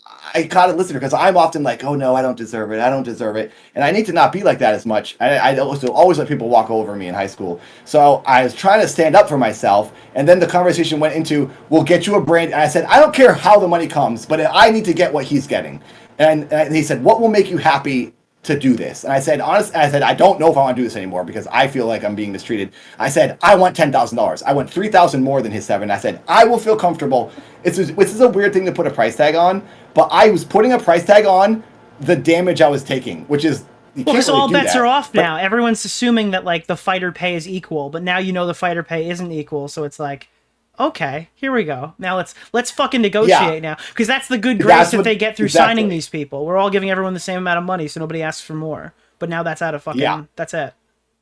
Band-Aid. So I was basically forced in this conversation to say, how much do you need for the damage you're taking right now? And I said, honestly, I can't really put a number on it, but I'll just say, if I can walk out of this and have a $10,000 profit, then I'll think this wasn't 8 months wasted. My flashing was for something. My knees are being beaten up. I can't. And flashing, jump and you're talking about anymore. like getting hit in the head. Now you're seeing flashing in your eyes. Yeah. And I can't say it was from the boxing, but it's crazy, dude. Like that night was rough. Like I was getting wrecked. I should have gotten knocked out, and I didn't because I just don't go down. And I just kept taking it, and I kept punching, and I kept punching. I was in that moment where you're kind of like, it was like a crazy night. It was probably the hardest sparring I've ever had. And we didn't do that again because it was like we didn't need to go that hard. Oh, also, I want to correct something you said before. Don't let me forget what I'm getting on here about $10,000. You said before 2 weeks of hard sparring. You do way more than 2 weeks of hard sparring. You do sparring and boxing training. I thought you had said that specifically was a 2 week stretch. Oh, yeah. So you were commenting on what I said. Those 2 weeks were harder sparring than normal because I wasn't doing as well those nights. And I was like I was off my game and I was getting hit more.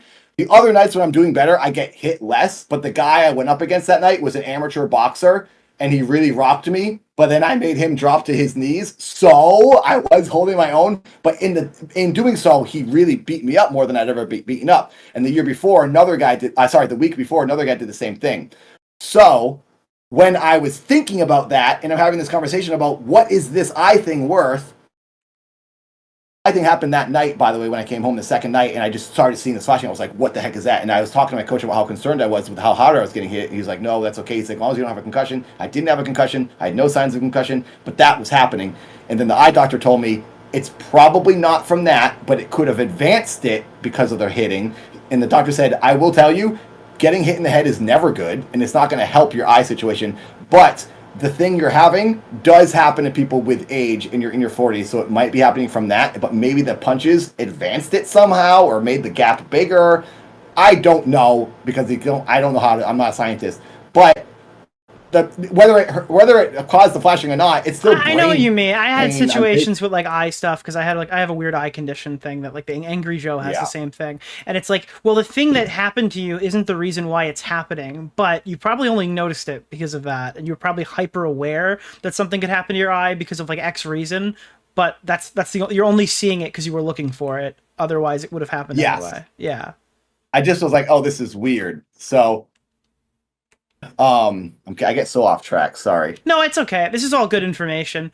But yeah, you do like 12 weeks of sparring, and you stop 2 weeks before the event to like relax and not take any trauma.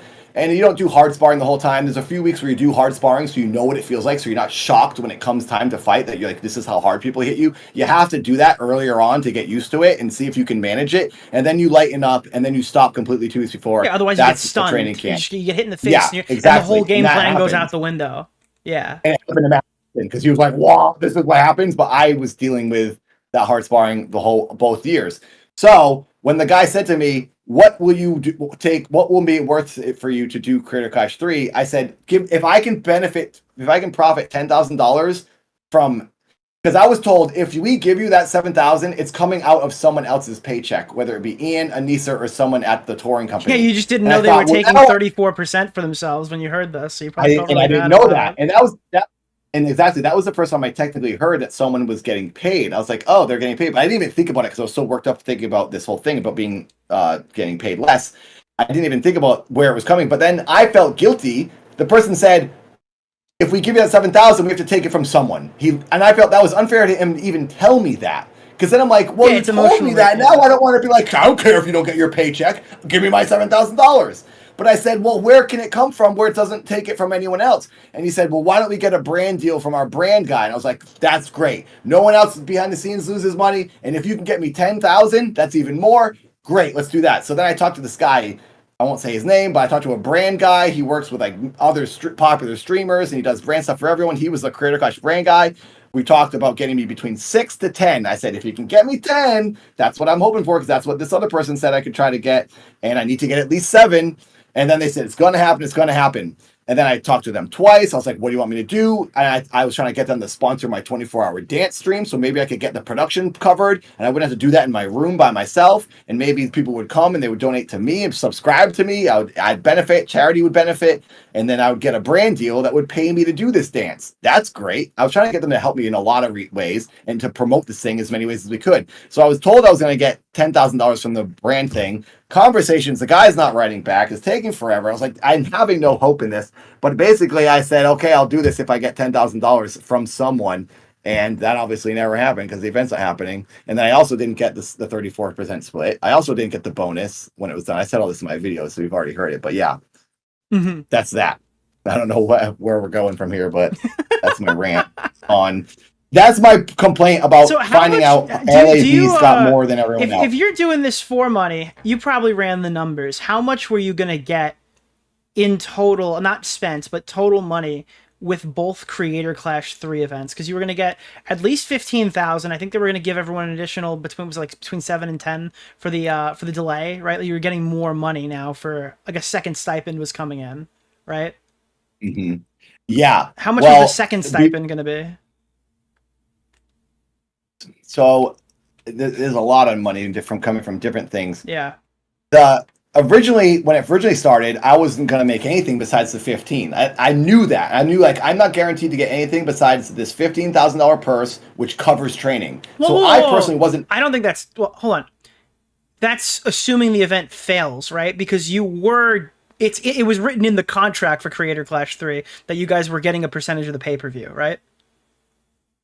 Oh, maybe I don't actually because I think remember. there's a percentage. If you go to the transparency report on the site, I am almost positive. Let me see if I'm fact checking myself wrong here. Creator Clash, because I want to get these numbers because I don't want to misrepresent it. There's a transparency section. Fighters getting paid. That you were getting. So you were getting 20% of the net profits for the event on top of the 15,000. I don't think I knew that.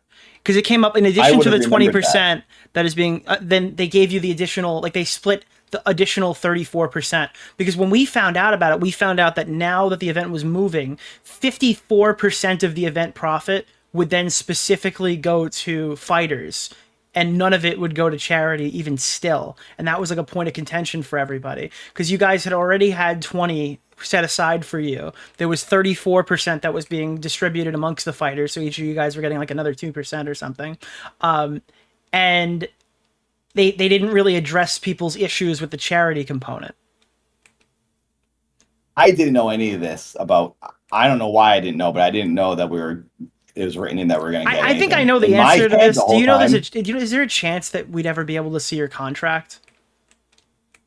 I don't know if I can get in trouble for showing that. I'm not like against showing it, but I don't know if that is legally. I could get in trouble for showing like NDA type stuff, you know? No, I know. I would just be fascinated to know what you guys were specifically told. Because like even now, like, because we're talking about this, the event's canceled. It's fucking July, and you didn't know that you were getting 20% of the net profit. This was managed extremely poorly. What I was told is, yes, there's a chance that 20% must have been like what they were saying. There's a chance you'll get money if this sells out, like you. They were describing that as a chance. That's what it said in the phone call. Because that tells me these guys knew their event was failing because they wouldn't tell you there's a chance that you would get it. Well, yeah, because it's like the thing. It's like we can't predict that. You know, in any legal contract, if this event makes $1, you get 20% of $1. If there's a chance, that means they didn't think the event was going to make $1. I think legally you have to say that because I've had many legal contracts that I've had to sign that even in these contracts, if you've ever read like a contract you signed for something, it'll say we can't control elements like acts of God. Oh, but you're talking about what was in the contract. I thought you meant you had a conversation with an individual party who told you that like. Well, yes, but this conversation I'm having is going to be in line with what the contract says. Yeah. So that person's going to say to me, I can't promise you that you're going to get anything because as the contract says, we don't know what's going to happen, which is true. Like that guy can't say you're going to get money, dude, because he would get in trouble for saying that to me if it then didn't happen, and I could then sue him for lying or whatever. Yeah. Like that's not smart business. You can't say that to somebody and hope that it works out. So, but the tone to me is they were saying as much as they could in their tone. I really do think you will get something because we have these new people involved, like Live Nation. So from my perspective, it was like, I kept thinking, I'm not going to get anything. I have to assume I'm going to get nothing extra. I'll take that $15,000, save a little bit if I can. And that's what I get from this. And then I'll be surprised and happy if I do get something extra in the end. I wasn't going to tell myself I was getting Someone brought it up, and I don't want to stick on this too long. But again, if they just say you'll be getting 20% of the net profit, that would still be... If there's a profit. But yeah, that's the thing. But you still get 20% of zero. 20% of zero is still zero, right? Yeah. Maybe that was said to me, and I don't remember that because there's a lot of information over this time. Maybe I knew at one point. I read the contract, so maybe I read it at one point. I honestly just can't tell you if I remember seeing that because in my head, I kept telling myself, expect nothing, and keep what you can out of that 15. And I get that perspective coming at an event that made nothing previously. Yes, yeah. And that's what Harley was saying too. Harley was on the same page as me. He goes, I'm expecting nothing, and I'll be pleasantly surprised if I'm wrong. And then I didn't keep any of my 15 because I had to spend it on all my training and my life as I was going through this whole thing, and my coach got a big chunk of it. So it's like it's all gone. I guess I'm just I'm not like disappointed specifically in you, but I am disappointed hearing this in general because it sounds like. Many of the fighters had assumed that they weren't going to make anything, the event wasn't going to have a profit. It sounds like Ian and Anisa for a while knew the event was fucked and wasn't going to make a profit. And it's just like so many people get fucked over purchasing tickets, trips to to Tampa. J-Lo Ray was hosting a fucking meet and greet for the people who got stuck out there. There's another thing that happened. I think they were doing an official giveaway to send somebody to Tampa, and I don't know if anyone ever even won. I don't even know if it's legal to do that. To host a giveaway for a charity boxing event that got canceled and not announce a winner. I assume they still had to give somebody a trip to Tampa. Because I was tweeting out when it got canceled. I'm like, can I still win this? Nobody had ever even said anything about it. It just sucks that like the fans, the audience members, the people who supported it, and on top of that, don't forget about those cancer kids, got totally fucked again in a second consecutive event. Yeah. Well, they got some. I mean, I want to be like they got something, but they did get something. But yes, it's not what we were expecting. Well, they got a refund. They didn't get anything this year. Oh no, I'm sorry, the cancer kids. Yeah, I'm talking. I'm at the audience members. Sorry, the audience members. Oh, the audience members. Yeah, they got screwed totally they bought fucked. Tickets. Yeah, for sure. But like, this is like all a Hail Mary. Everyone's just like, hopefully this works out, and like, I'm sure the charity was like, hey, you tried, but thank you for whatever you got for us. Like, I don't think anyone was mad besides the fighters and the audience, because everyone else made out fine. Mm-hmm. The company still got paid for their time to try to promote this event. Where did the money Ian and come Anisa from? got If the paid. event I made don't no know. money, like how did the company get I mean, paid? How I did you shouldn't say guys that, get 'cause paid? Maybe the touring company didn't get any money. Maybe they did hourly rates. They got paid. Maybe Because they didn't it's not make like you any can money. just I don't cancel know. the Amalie Arena either. They got paid. Yeah, the Amalie Arena must have wanted some money for locking down Yeah. that date and preventing other people from booking it that weekend. They probably had to say no to other people because like, no, we have a boxing match happening. So they lost money. So the Amalie Arena or whatever, Amalie probably wanted some money from whoever, the investor, Real Good Touring. I don't know. Maybe no one made money and it was a disaster for everyone involved. I don't know those things because I didn't hear that deep behind the scenes. Now, God, my fucking chat is asking this question. Is there a chance when you were around Ian, did you notice any suspicious odors? When Ian was around? Yeah, like whether it be body or breath. Was there any when he walked in the room, did animals die? No, I never smelled anything bad on Ian. Okay, all right, it's been confirmed. We've got one person who has gone near Ian who has never smelled. And I something. boxed with him, and our faces were really close when we were training, and you're breathing heavy, and there was often bad breath during boxing, and you get it all the time because you're heaving and hawing on everyone. So what you're saying is Ian does a Ian. whole lot of boxing. He's a constant boxer. That's the... Well, the two times I boxed with him is that I remember I didn't smell anything. So he was one of the least smelly boxers that you have ever faced. Maybe. I smell pretty bad sometimes. My pits stink when I sweat. So I might have smelled worse. All right, but than Chad, him. that's not. But I'm not denying that. Maybe you got to remember, this guy was getting punched in the face. Maybe something got knocked out of whack. Yeah, maybe I couldn't smell at that moment. He got hit in the head so hard it smelled like Colgate. Yeah, I know. I'm not gonna feed. I'm not gonna feed an insults. Whether I'm mad at someone or not, I'm not gonna insult someone just because I'm mad at them. I have a couple of like viewer specific questions in here that I want to kind of go through. Okay. I also want to say to my chat, I'm aware that the timer is going crazy and you guys are donating a ton. I will fix this when we finish this conversation. I'll up my timer. So thank you for keeping it going. I will correct all this and make the timers work. Sorry. Okay. No problem. And yes, I don't think we're going to talk forever. I know some people want me to play a game, but I do want to get this over. I do want to talk to Nick about this because it hopefully answers a lot of questions and then it rids me of this stuff in the future. And hopefully, I think we got most of the way through it. There's a couple of things here I probably missed. So I guess I'm also not trying to rush us or anything. Yeah. So. I'm going to be live for a week straight. I have time to play games. So Anisa and Ian said that they were like the main communicators of the event, or at least Anisa claimed that she was one. How many times, I guess, specifically did Anisa alert you of event changes or roundabout? I disagree with that for year 3. Year 1 and 2, they were talking to everyone. They were like the people that talked to us. Oh my God. Harley called me. They said that Harley called me and said that was their main thing this year, that they handed off all of the other issues and they were just in charge of fighter relations. I talked to Aaron, is my friend. So I talked to him about a few times about things. So I don't know if everyone talked to him because that's not his job. Aaron's not even involved, honestly, in Critical 3, in my opinion. He stepped in later to try to help, but Aaron just owns that company and has a million things to do. So I'm not trying to drag Aaron into this. He would try to, I think, was trying to just talk to me as a friend and like help me out when I had questions about things. But I talked to the touring company more than I talked to Ian and Anisa. The times I talked to Ian and Anisa was when they were concerned with something I did that they weren't necessarily happy about. Gotcha. But Ian, I always did get the energy from Ian that he was trying to help me. And he was trying to keep this working and not make me upset. I don't think Ian ever had any malicious intent. He was just trying to protect himself and the event. Maybe more himself at times. I mean, that 34% looks like it was for him. He could say all he wants. You could trust that he would have donated so, yeah, it never should have hit his bank account. He's trying to guarantee his paycheck, maybe. Maybe he's trying to guarantee that he's going to get that 34%, and that's why he's reaching out to me. I don't know. I didn't know about that 34% until later. But I feel like I talked to this other person at the touring company the most. Yeah. Personally.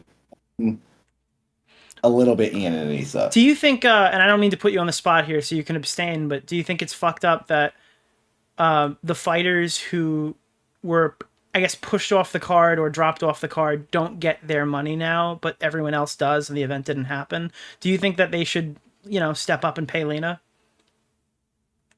Here's what I'll answer that before, and I'll say this other thing first about the pay to clarify. Hopefully, this helps a little bit. So, year 3, everyone for all years, as far as I know, from what I heard, year 1 and 2, if you were a person who needed the money up front, you could have asked that, because I heard that, and I did it the 3rd year. And I almost did it the other years, but I didn't. So I think all of the people had the option, I think it's even in the contract, maybe, that you could have asked for it up front if you needed it, and they would have given it to you. But most people were like, oh, I'm good. I got the money. Don't worry about it. I think some people just didn't care. Lena could have asked up front. That's at the expectation that inevitably they will get that money, though, right? But yes, that's why they say it. They're not saying, like... ask. Yeah, they're not expecting there to be an opportunity where nothing goes through. You guys took that money in the 3rd year because you were nervous about how the event would go. Yes. Harley took it up front. I don't know if anyone else did. Maybe someone privately did and they didn't say anything. I only know about me and Harley taking it up front. Yeah. Maybe LA Beast did, because I know LA Beast then got an additional 7. So I think, I might be wrong, I think LA Beast got a total of 22,000 instead of the 15. Because if he got an additional 7, that would mean he then did get the first 15. Mm-hmm. You know what I mean? Yeah. Or he was or he was going to get a huge paycheck at the end. Or he was going to. Yes, maybe he got it in his contract and didn't get it and was going to get the 22. But everyone got the money. Everyone, right? All of you guys got your stipends paid, right? What I believe happened was I and Harley got the full 15, and the other people who didn't get it, in the contract, I think it says you get half if the event doesn't happen. So I think, don't hold me to this, but it's a possibility, because I did hear this sentence from people at the company that if you didn't get paid, you'll get, I think it was half. So I think they didn't get their full amounts. So you had to be proactive and get the money earlier. Did they ever try to ask you for any of that money back? No one ever asked for any of that. Because they did with Froggy, and they sent him a cease and desist to give the money back. But that was Creator Clash 2, obviously, not 3. There's probably a little bit like anger fueling that year. Yeah. So I don't think that's fair. So wait, you and Harley at least walk off with 15,000. The other fighters potentially have only walked away with 7, and then Lena gets nothing because she they were telling her she had to promote the week the content nuke came out that was dropped on her while she was live. That was weird. That I think maybe she did, but maybe they would have said, just to let everyone settle down. Maybe Lena would say if she got her 7, but but nobody was promoting. I haven't seen anybody else get requested to promote. Because I don't know what qualifies you to get the half if you made it all the way to the end. Since Lena dropped out earlier, does she only get 3,000 or 4,000 because she didn't do the full training? We did the full training, so we get half if you didn't take it before. And then that also begs the question of the additional stipend they were promised when the event was moving to LA. I don't know how that works either. Yeah. Did you get any of that?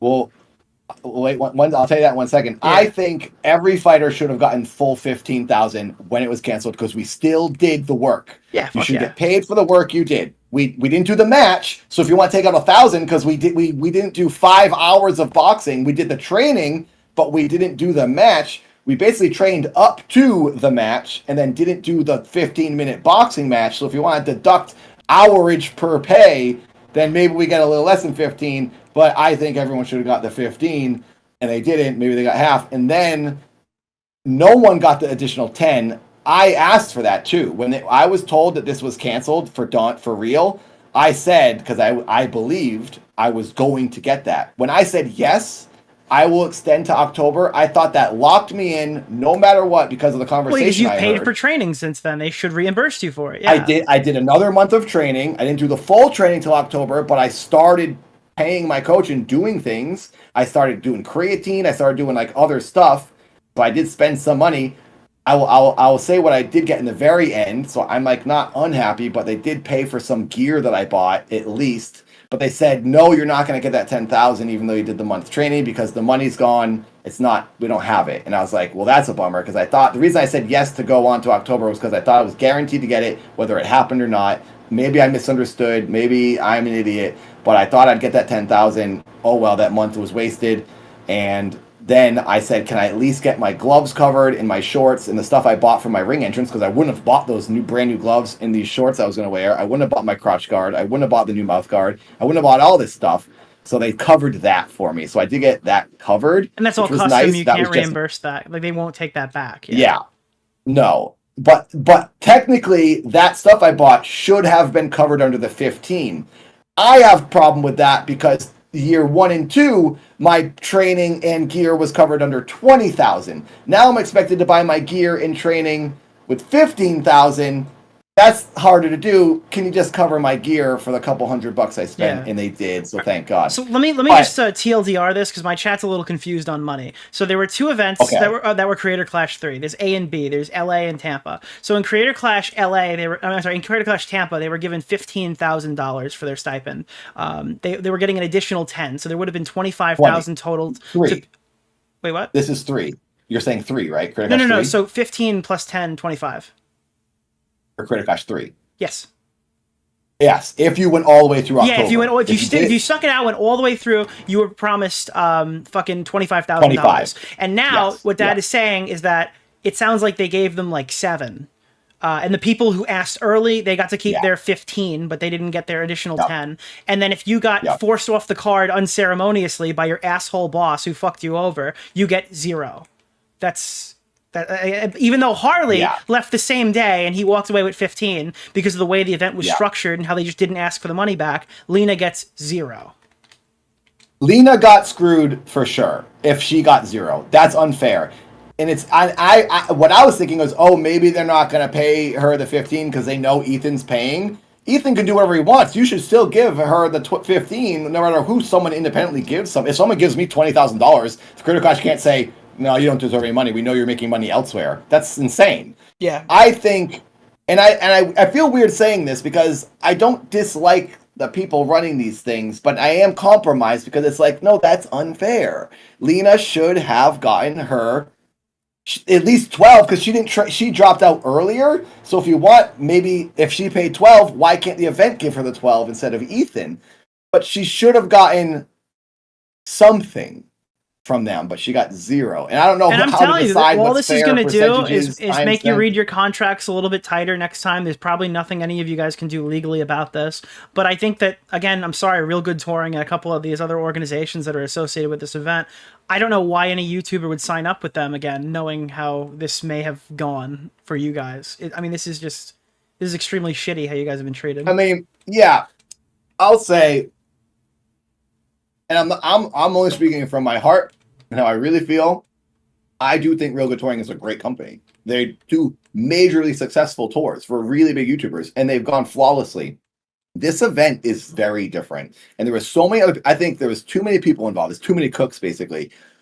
I think with Ian and Anisa and the way they operate, and they get very emotional, and then they do things based on what the internet is saying about them, and then the promises that we are hearing from Live Nation. I think it's hard to blame anyone. I think everyone did something a little weird, and it screwed it all up. Well, yeah, Live Nation didn't promote. Drama. Real Good Touring, are they responsible for payouts? Who was responsible for payouts? For contract payouts? The touring company. The touring Real Good company Touring is responsible for payouts, so I would criticize them for that. But I think they're getting the money from someone else. So if they're not getting it, they have to. Do they spend their saved money? But that would be the good faith transaction. Yeah. That would be why you go to this company. But they're probably not legally obligated to do that, and if they don't have that money, I'm saying that's the point though. That's like what separates a good company that you would want to work with, and then this one. Yeah, I guess they should make. If it was my company and I didn't have the money, I'd be like, well, what do I do? Do I go take a loan out? I guess, and then hopefully that's work reputation. It off with another tour. Yeah, that's. But again, and then Ian and Anisa, Ian sabotaged his own event with the content cop, right? That's a thing that happened. Yep. And then they should never have hosted it to begin with. So yeah, I do agree that there's issues on all sides here. Yeah. And it's we all got into something we shouldn't have gotten It's not that it's nobody's fault, it's that it's everybody's fault. It is. It's my fault too for saying yes to this thing. It is. I 100% agree with that. It is everyone's fault for getting involved in something that this was a really bad idea on all fronts. Yes, I agree. And I, as someone who just hope for the best and I try to be like positive, I suckered myself by doing this. And so in a way, I don't really deserve to do these videos I've made, to have this conversation and complain. I'm aware of that. It's my fault. So who am I to say boo-hoo when there's a good chance this was going to happen? But I am now upset, so I'm now saying it. But I will 100% blame myself. I don't care if people say I'm an idiot, because I agree. Yes, it was stupid to do this. I just had hope. I blame my false hope that it could have worked out. So, whatever, it's done. It's happened. And hopefully we can all get past it someday, and hopefully watch a more proven organization that has this worked out, like Misfits, or if another thing happens. Well, that's the thing, right? There are, like, people have been able to do this. There are ways that this is done, and they're hosted by people who didn't talk shit about how all the other events are run like shit. You know? I mean, like, there are failures. There have been failures. Like, people didn't get paid. The whole event was horrible, blah, blah, blah, blah. But, like, there is a method to the madness where people have been able to succeed in this space, even after the... even through pirated streams, even through waning boxing. And I think for Misfits in particular, some of their cards just suck. Some of their cards just have a bunch of people I've never even heard of before. And there's a lot, and sometimes there's no audience for some of the US locations. Yeah, I went to one of these cards that didn't have a KSI or a Deji on it, right? I go to this fucking castle party afterwards, and I didn't know any of these people. Like, they're the talent. Really? There were a few people I knew there, but I knew, like, Keemstar and Def Noodles more than I knew the 3 million sub YouTuber that was boxing of these cards. And I know that nobody was there for, like, any of these individual fighters. So yeah, it was but like that event probably made money, you know? Probably, and then some are lower than others, but like they have their mega events they put on, which probably pay for all those smaller events that don't do as well. So their business model is working, because they know, well, we'll get Logan Paul and KSI on one at the end of the year, and we'll make way more than we lost in the past events. So it does work. I think what mixes it up and makes it hard is making it a charity thing. It's a novel cause. It's great to try, but I think it's been proven that it doesn't work now every time. So it's not worth the risk. If I think just do it like a normal event, and then if you want to tell people, hey, I support a charity, and maybe some of the audience members will donate to it, or maybe like some of the fighters will donate their purse. That's happened on Misfits. I've seen some of the fighters say, I'm giving my paycheck to charity because I make enough. That's honestly that's the best way to do it. If I was a rich YouTuber like KSI, I 100% would donate all the time to charity. I don't want to need money. I hate that I have to need money. But if I was rich like them, I'd donate so much money to charity, because why not? Like, Logan Paul should be donating money instead. That's a whole other conversation, but it's, anyway. Did you hear of any other specific times? Because obviously the lolcow thing was one. Did they ever say that another fighter couldn't promote the fight? Did they ever stop that for anyone else, or was that just a one-time thing? Did they say someone couldn't promote the fight? Like, they told you couldn't go on lolcow. Did you hear any other stories where they told other fighters about how their promotion should go? No, I didn't hear anything like that. It's mostly Harley and I that I heard that from, because Harley and I think, are the ones that kind of like... Harley pokes the bear a lot. That's kind of his thing. Yeah. And no one really talks to it, because they just let him do it, because it's like, oh, Harley kind of like walks that line where people on both sides like Harley. I don't know if I'm in that same position as Harley, but like, I just speak my mind sometimes. I try not to, but I get worked up. So I've only heard it about me and Harley, because we're the only ones that kind of went. I think everyone else was like shy to do promotion anywhere that would be controversial. Yeah. Most people are just working with their audiences, and their audiences, like Corridor Digital, is huge. They don't need to do anything like that. Their audience will watch, and they're But really that's the pumped, problem. Is like if their audience doesn't know, then they might not watch. They have to do promotion. Yeah. That was something I was saying, even said to Ren at training. I was like, why is it not in the contract that every YouTuber has to put out at least 2 videos on their main channel in order to be on this card? You can't do it without doing it, because I'm putting videos on my dad and Nathan channel, but no one's seeing them. But if these Minecrafters put out a video, and these Minecrafters had an actual beef and feud, it was like a perfect match that would sell the whole event out, them 2 alone. And they didn't put out one single video. It's like they should have been told they had to. This was my newest complaint, and how I feel about what Anisa said. Oh, the event was failing anyway. Then why didn't you tell us it was failing when you knew it was failing anyway? Why didn't you say, hey, it's failing. We're only selling these tickets. everyone has to go make a promos or we're going to cancel the whole thing. Instead, they went and didn't tell anyone and then made a video that made it worse. They weren't thinking about your charity event. They were thinking about a foreign conflict and the person who was talking about it. Exactly. We should have known that, so we could have all worked together and fixed this event. Now you said Anisa thinking, the documentary will do it. The documentary everyone will watch that, and Live Nation will advertise for it. Nope. I mean, he should still release that documentary as a promissory note or as a how-to guide to not run a boxing event. That would probably do. Well, he could probably make a lot of money for charity that way if he actually finishes it and sits there and goes, "Yeah, this was a huge fucking mistake on my career." iDubbbz, you're saying? Yeah, he should finish the documentary. He should finish the documentary and then reflect. Ian wasn't doing the documentary. It was a documentary crew was hired by the touring company. Oh, the touring I misunderstood. Yeah. Ian was in the documentary at times, but he was not involved in that. It was honestly, I was talking to the director all the time and organizing things for that a lot to get them stuff they needed. Because they weren't connected with the YouTubers the same. Like they weren't hearing back from every YouTuber, I should say. They were given context to reach out to everyone, and they were in the Discord. James, the director, they was were like paying you guys $15,000, and then they just didn't hear back from the people they were paying $15,000 to appear in the video. Well, yeah. So what I heard from the documentary guy was like, "I'm not hearing back from people. The fighters aren't messaging me. I need to organize shoots, or I can see if they can send me footage," and they weren't hearing it. So I was reaching out to boxers to be like, "Hey, you want to do the documentary?" Yeah, that's because I'm thinking, crazy. "I want you all to be in the documentary. We need to get this scene." So I was messaging people, and then it wasn't working, and so then I was trying to help the documentary by getting James footage from other people. So I'd invite boxers to my footage to be in it, so that I would get the documentary to look better. And then James was putting this together. The documentary, James was an awesome dude, and they did a really good job. Now, which company, by the way, is James hired by? Is this for the? This is not Real Good Touring. It's the other one, right? I don't know. I know that because you said the touring company. I assume it's the one that's supposed to handle promotion, right? Because why would Real Good Touring, if their job isn't promotion, film a documentary for promotion? I can't say who was paying the documentary crew. It could have been the touring company. I don't know. But they did have like a budget, and they were getting paid for their time to drive around town. And like, I think they also flew. I don't know if he might have flown to my opponent in England, because at one point James was in England.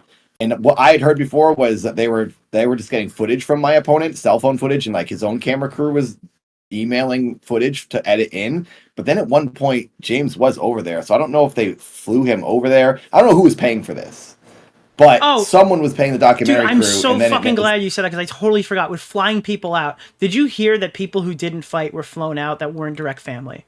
Do you know of any people who were flown out for like Creator Clash 2 that were there just to show up on the red carpet and smile? No, I didn't, but I would assume Hassan and these other people didn't pay to go there. But maybe they're rich, like, so it's nothing for them. Well, Frogan's not rich. That's why people were asking about Frogan specifically. Oh, was she flown out for it? Yeah, well, that's what people are speculating. Yeah.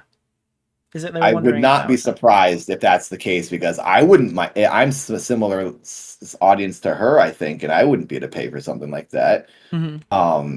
So maybe there was a budget to get influencers that would help hopefully push sales to get more people to like donate and watch the event. Maybe that's part of the marketing money. And the concept of Frogan bringing anyone to this event I think Frogan has like her link up and it donated a total of $50. That feels like that's a friend thing, like invite your friends to me. But I can't say that's what that was because I don't know. But I would speculate the same thing as you guys. So I know you mentioned that like they talk shit behind your back, or at least you'd heard that, and you mentioned it to Froggy. Can you expand on what they said about you, or that you thought they said about you 2 years ago? The thing I heard originally that made me kind of bummed and self-conscious was I often, this is a self-conscious thing, I often just kind of assume people don't like me, and it's a flaw of mine. Mm-hmm. And I try to ignore it, and I don't know why I feel that. I felt it since high school. I got bullied a lot, and I'm not trying to get sympathy. That's not what I'm doing. I'm just telling the truth. Yeah. Because, thank you, Frozen. Because of that, I probably have this like thing where I'm like, oh gosh, I think these people don't like me. And so when I heard, So I'm feeling that way. I felt they liked Matt more than me. That was an instinct I had. They liked Matt Watson for Critical Clash more than me. And maybe it's because I came in last minute and I was never asked initially. It was my audience that got me into Critical Clash 1 because I had put out a video saying I wanted to box a YouTuber. I'm friends with Danny Brown and I'm friends with like other musicians. And I said, hey, I want to box Danny Brown. I want to box Austin Creed. I'm friends with a bunch of wrestlers. I was trying to box Austin Creed. I just wanted to box some sort of a influencer, comedian, artist person. I put that video out, and then people were like, oh, iDubbbz is doing a boxing event. I was like, oh, iDubbbz. I remember iDubbbz. And then my audience tweeted him like crazy and said, Nathan Barnatt wants to box. That's when Ian messaged me. He's like, hey, saw those tweets. You want to box? And I said, yeah, I'd love to. So I was brought in because someone else was supposed to box Matt Watson and they couldn't do it. So I filled in and I thought, oh my God, I got in here. So this whole time, my perspective is I wasn't supposed to be in here. I'm last minute. I'm filling in for who they really wanted. And they're probably not happy about it. They like Matt. They want Matt to box. This is all in my head. I don't have a real reason to believe this, but I just kind of felt that. So then when Froggy says, I was at Denny's and they were saying they really want Matt to win. They don't think you're going to win. They think you're all. I think they were trying to maybe make Matt feel better or maybe not look like, because everyone was saying Dad's going to kill Matt. And I think maybe the reason they started saying negative things about me was to combat that energy of like, hey, let's give Matt a chance and let's not assume Dad's going to go crazy. Oh, so you're coming in thinking like, okay, they're just trying to gas up Matt. And then you found out later on that it sounds like they've been talking shit to you about you the entire time and it recontextualized that encounter.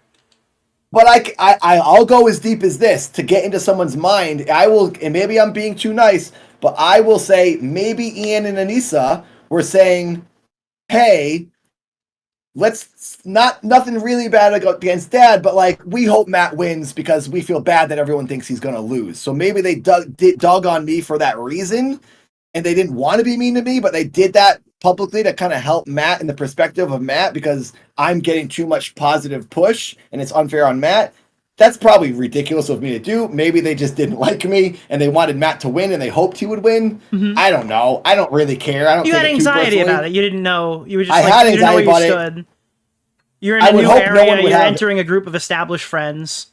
Yes, and that's another thing. I think everyone's so popular. I'm not popular. I'm the old guy that was popular a long time ago. I feel self-conscious, and now I'm hearing from Froggy Fresh. He goes, dude, they don't even like you. They were talking trash about you at Denny's. They said they hope Matt wins. They don't think you're that good. They think you're all energy. You're going to gas out. He was saying that stuff to me because that's what a lot of people said. A lot of people were like, no, you're going to gas out. You're not a good boxer. Matt knows what he's doing.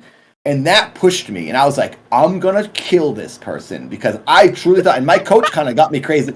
My coach is from the boxing world, and he says everyone lies in boxing. So if you ever see footage from Matt Watson, if you hear some from Ian and Anisa that they're concerned about Matt, don't believe it. He's training hard, and he's going to kill you. And I was like, yeah, he is. Yeah, he is. So I was really like losing my mind. And then you just tee off and you beat up your own son.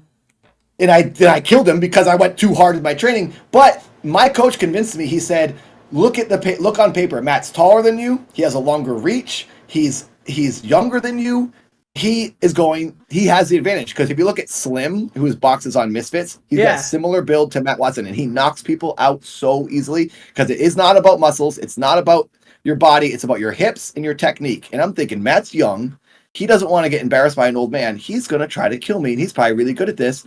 I'm screwed. So I went bonkers with my training, thinking everyone hates me and they are pushing Matt harder than me. And that's the result of what you then saw, what I did to Matt, because I thought they didn't like me and I wanted to prove to them I could do this. But then I did feel I just made them more mad because I beat up the guy they all liked. Why did you beat up that guy? Why didn't you just like touch him up, you know?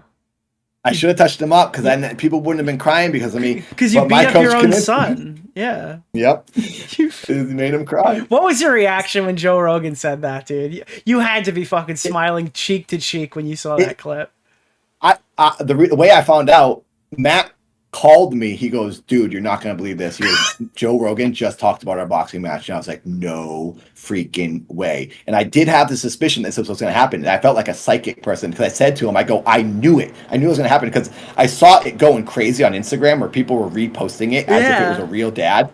And I thought in my head, I swear to God, I thought in my head before I found out, I wouldn't be surprised if Joe Rogan saw this and he talks about it. You called that. You're like fucking Babe Ruth. You pointed at Joe Rogan is going to see this clip.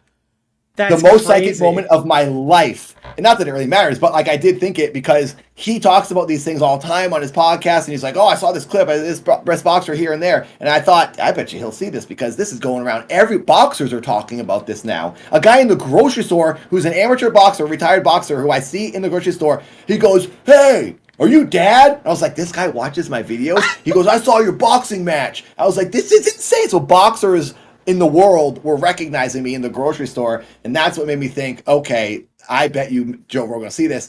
And he did because everyone on Instagram was seeing it. And then when Matt told me, like, that's crazy. That was awesome. I thought it was hilarious. I thought it was cool that he said that was pretty good. But I think it was then he was just compensating for all the negative stuff he said prior. Because then when he was like, oh, I have to say good things now because I like this guy.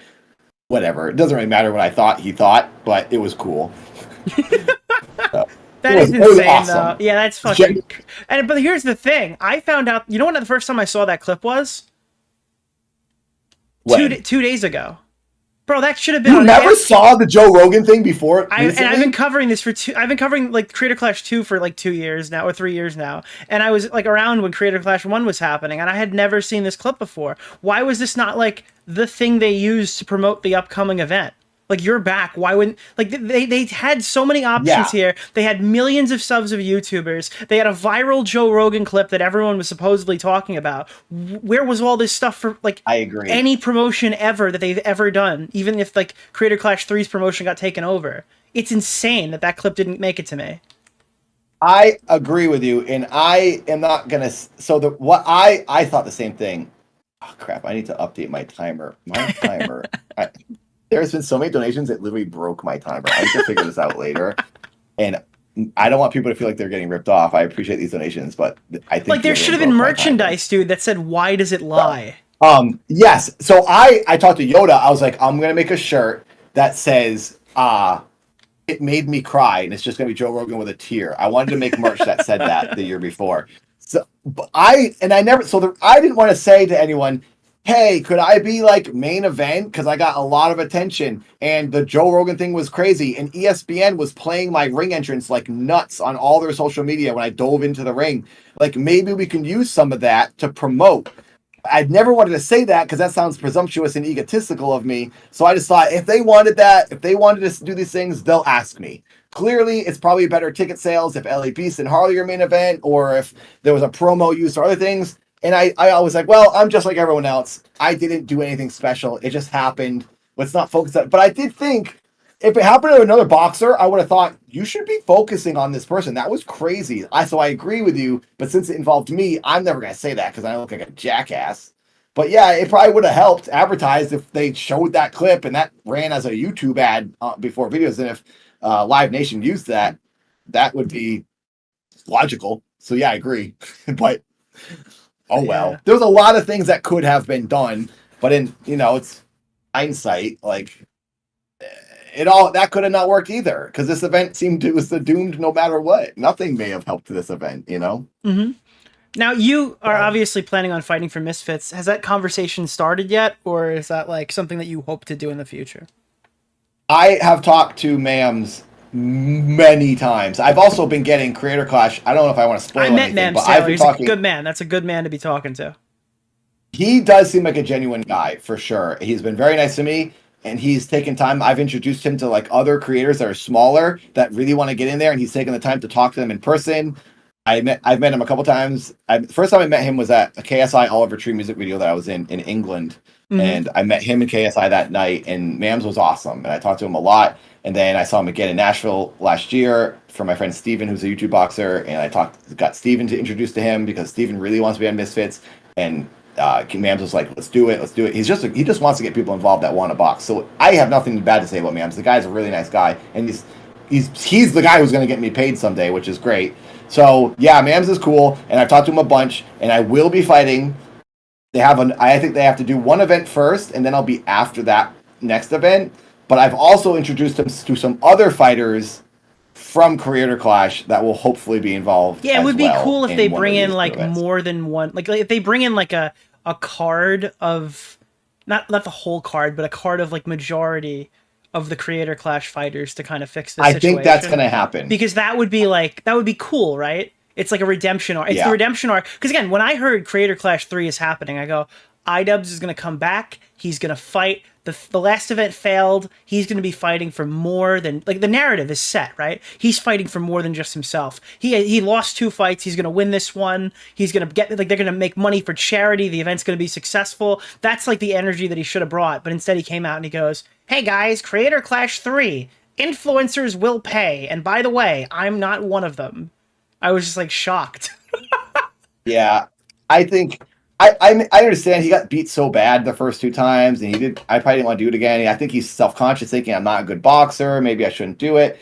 I don't blame him for not wanting to box, and also if his heart's not in it, apparently it sounds like he doesn't really, really want to do it anyway. He kind of figured out he tried it and realized it's not for me. Nothing wrong against that. Nothing bad for deciding not to do it. So I can't really say he no, did but it anything contributes wrong to by the not doing it, opinion but of why they ran it back again. Like that was like another thing. They lost their draw. Their draw was iDubbbz. That was the main reason why some of these people were watching the event. So they're going in half-cocked with like... And I didn't mean to be a dick to Harley, but I said I can't believe Harley's the fucking main card now on the iDubbbz card. That's crazy to me. Like, Harley, obviously, in his own respect, is like a functioning, content creator, but... It's certainly not. It's not Alex Wasabi versus iDubbbz, and this is supposed to be a rebound year. Do you think that the tagline "influencers will pay" is kind of hypocritical? Do you think they really should have ran that one? So I know the original meaning for that is basically influencers are gonna pay by getting beaten up. Yeah. So now it's like, oh, there's so many meanings to that because of what happened. Now it's influencers got paid. Yeah. Yeah. Well, I think influencers will pay financially is what happened. Influencers will pay financially, but I mean, it's crazy after Creator Clash 2 when no money went to charity. They're like, influencers will pay. And then it got structured in a way that you guys were guaranteed pay-per-view sales. Ian and Anisa were taking 34%. And the event had like the similar, not the same. I will say they did diminish the amount of money they gave for training. Because we do disagree on like how much money should go to certain events like this. And I also I get Harley's perspective that people wouldn't do this for free. But when you guys, and not you guys specifically, not you specifically, but when those people go out and say, it's for charity, it's for charity, it's for charity, it's for charity, and then everyone pulls the, I guess like the Wizard of Oz curtain opens up and you see frail little Ian sitting there being like, I get 34%. That makes people mad. Oh, yeah, for sure. Yeah. That's not going to make anyone happy. Yeah, everything was a bad decision this year.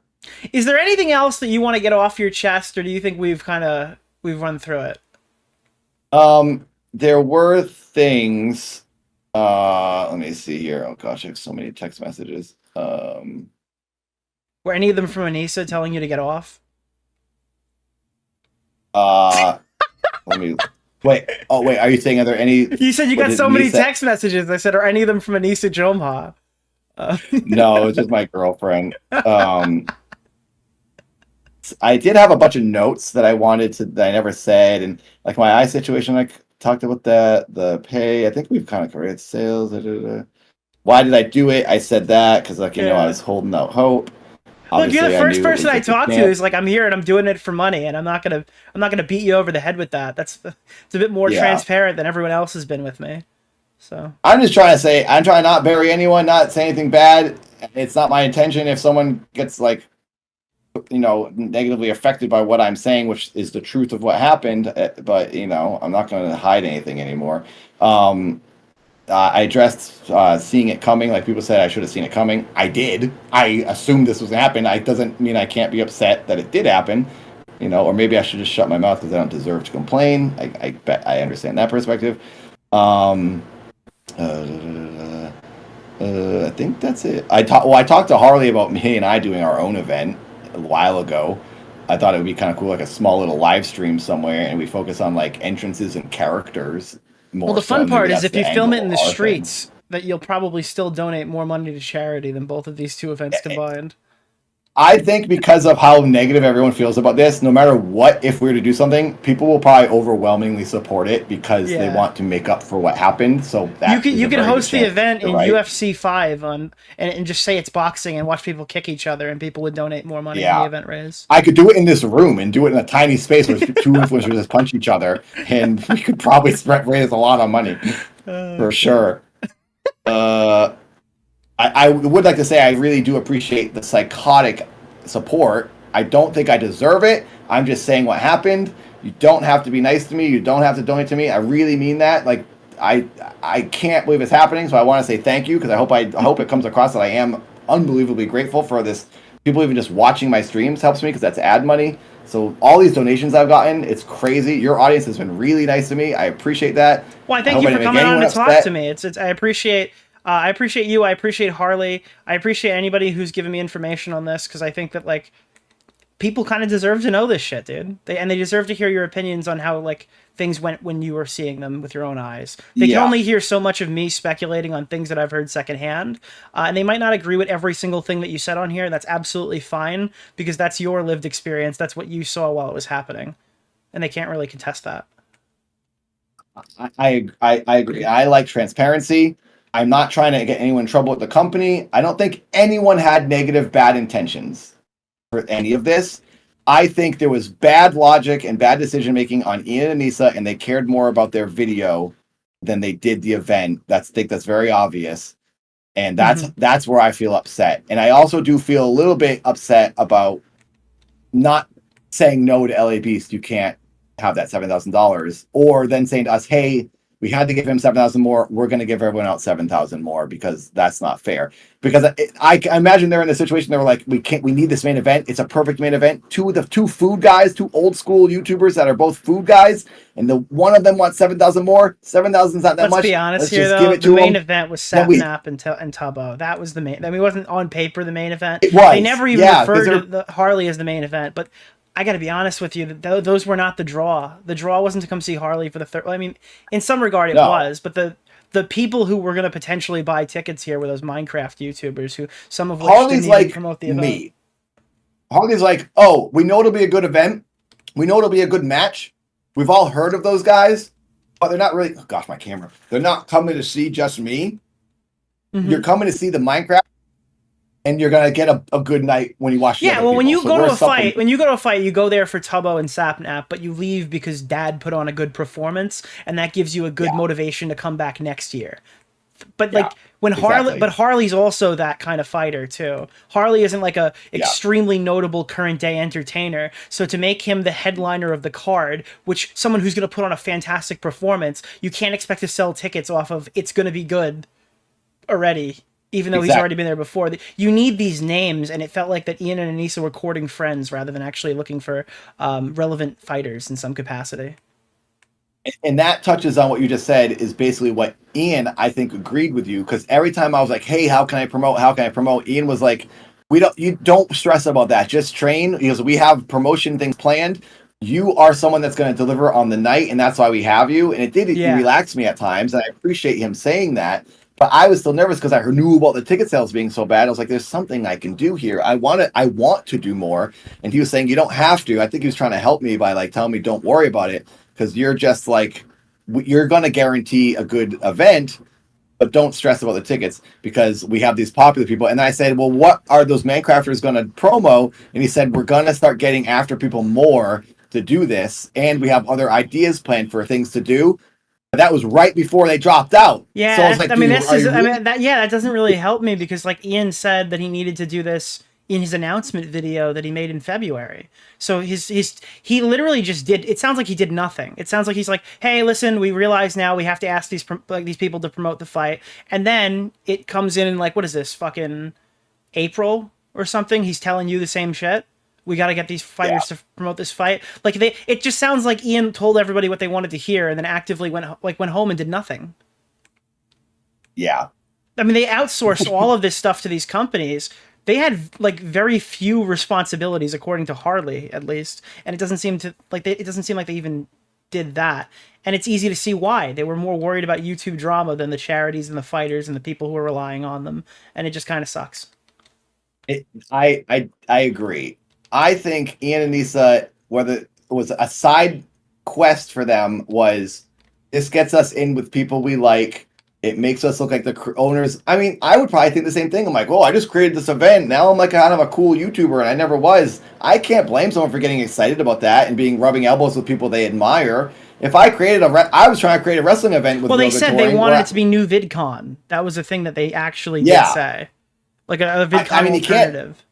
You can't knock them for that. That's cool to set up a cool event, and if you're proud of yourself, and then you're having fun, and you're rubbing elbows with people you like online, that's fun. That's cool. But when that's your main concern, that's kind of lousy because now you're screwing us for you guys are real people, real living, breathing people. Yeah. And you weren't treated like that. And you I think that's not the motivation you should have as a business person to make an event successful. That's going to push you down another road, and that's going to help you and not the event. That should be a side byproduct. I'm going to put on an event. I want to make it successful, and by doing so, I will also benefit by rubbing elbows with these people. Sure, you can acknowledge that. That's cool, but that shouldn't be your focus. And I do feel that was kind of a big focus. Please subscribe to Dad. And that is partly why this tanked. And that's why they put out that video, because that's what they cared about. Yeah. But yeah, I mean, if I put on a wrestling event, I'd be like, this is awesome. I'm hanging out with cool people that I like. Me and Ed Bassmaster are wrestling each other. And now I'm like a cool guy. People like me. Yay. That everyone would probably like something like that. So I think they were maybe like getting carried away with that. But you would hope someone would have enough like modesty and like, you know, tact where you could like rein yourself in a little bit and be like, let's focus on the event.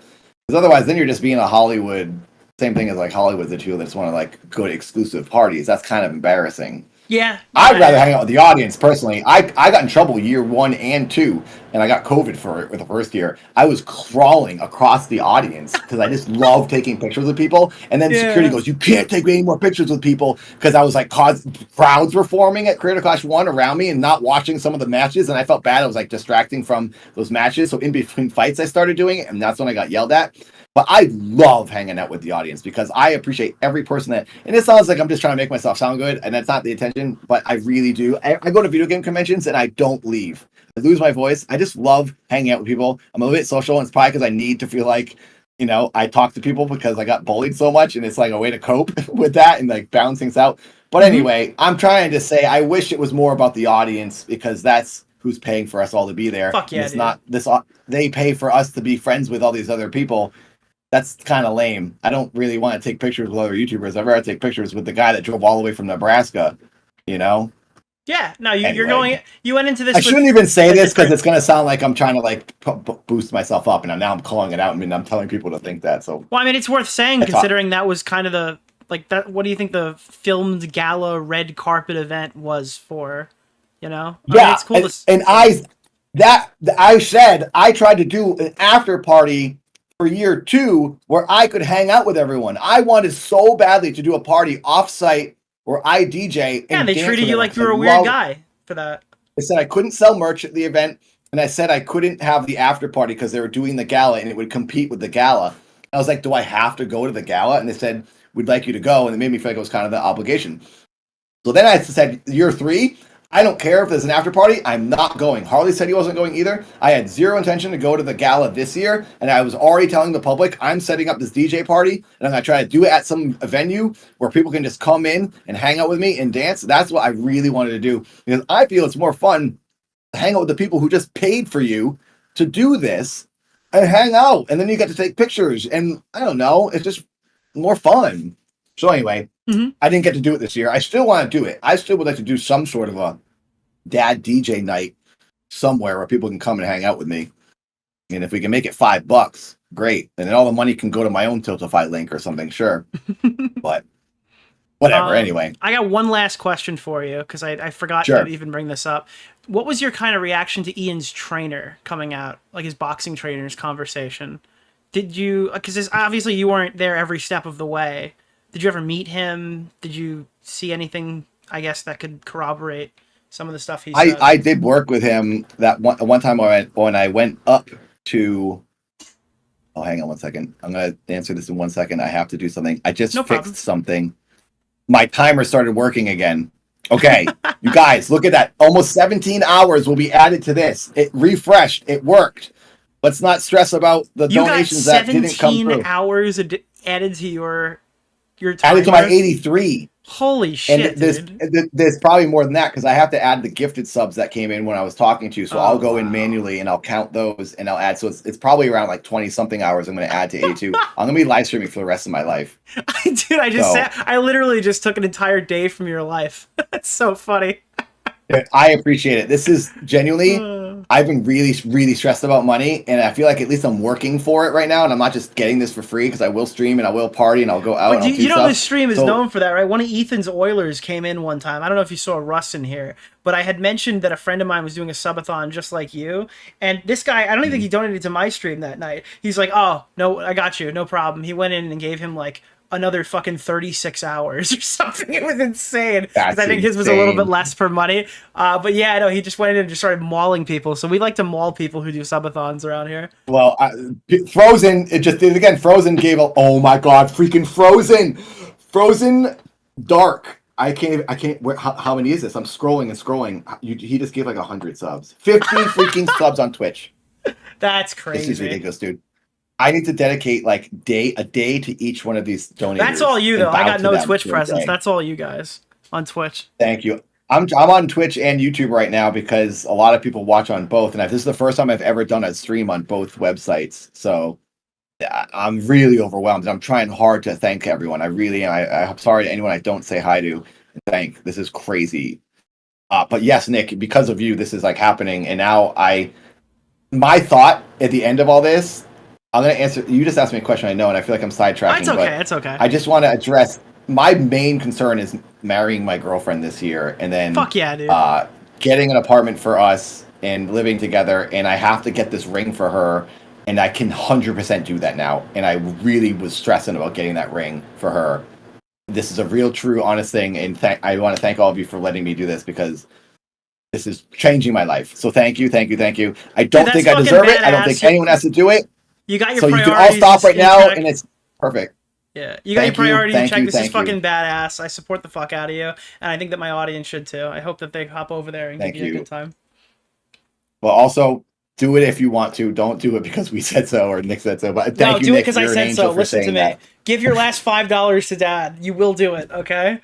Ridiculous. See, now that we got to stop talking about it because now people are doing things, and I'm not trying to talk about it. I don't want to talk about it because it's weird. Anyway, I'll be here. I'll party. I want to earn the money by putting the hours in and dancing and partying with you guys. So I will do it. I will have. Well, you got what you wanted. Night. You get to sit and hang out with the fans for 80-something hours. Oh yeah, it's true. It's happening. So maybe at the end of this, I can do some sort of meetup. If anyone's near LA, maybe we can do like a group thing on stream. If anyone's around, we could do. Oh, that sucks! I didn't even realize you were in LA. We were just out there for VidCon. Oh.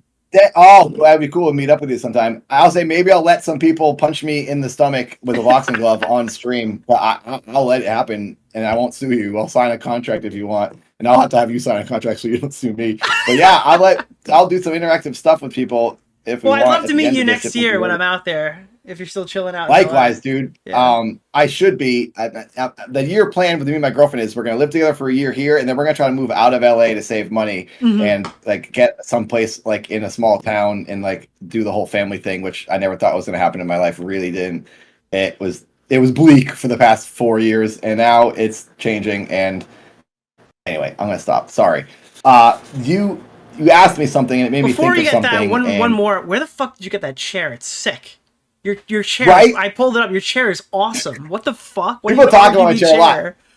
It's on Amazon. It's only $200. Well, it's expensive, but it's not that expensive. Go Plus on Amazon. This is the second one I've had. A fan bought this for me. I can't remember who it was. Maybe it was Earth. Earth 4K maybe. Someone in my audience might remember. I shout out to them. It's on Amazon. It lights up all the way down the chair. It's rad. Get it on Amazon. Shout out Go Plus. Yeah, it's a great chair. So, but I don't remember what we were saying before. You asked me something and I didn't answer. Oh yeah, so I guess with the what was your initial response kind of to the to Ian's trainer coming out, and did you see anything that could like corroborate some of that information? Obviously, that's a fucking huge question because it's like a 2-hour interview. But I was just wondering, like, if there's anything of note that you took away from that combo. I didn't watch that H Street episode. I just heard through Yoda that like they said that, and then I saw the clip. No, I don't even think I did see the clip of him saying that. His coach is a cool dude. I was living in Portland, and I drove up to Seattle to train with Ian, and I sparred with Ian, and I met his coach. I talked to his coach a few times. So I saw him like throughout the whole experience over the 2 years, and he seemed like a nice guy. I would believe him. I don't think he has a reason to lie.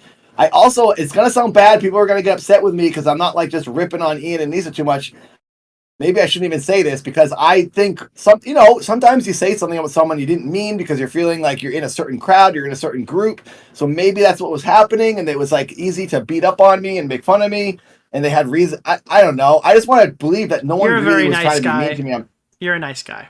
You know. I just don't know. You try to see the good in people. I understand. Yeah.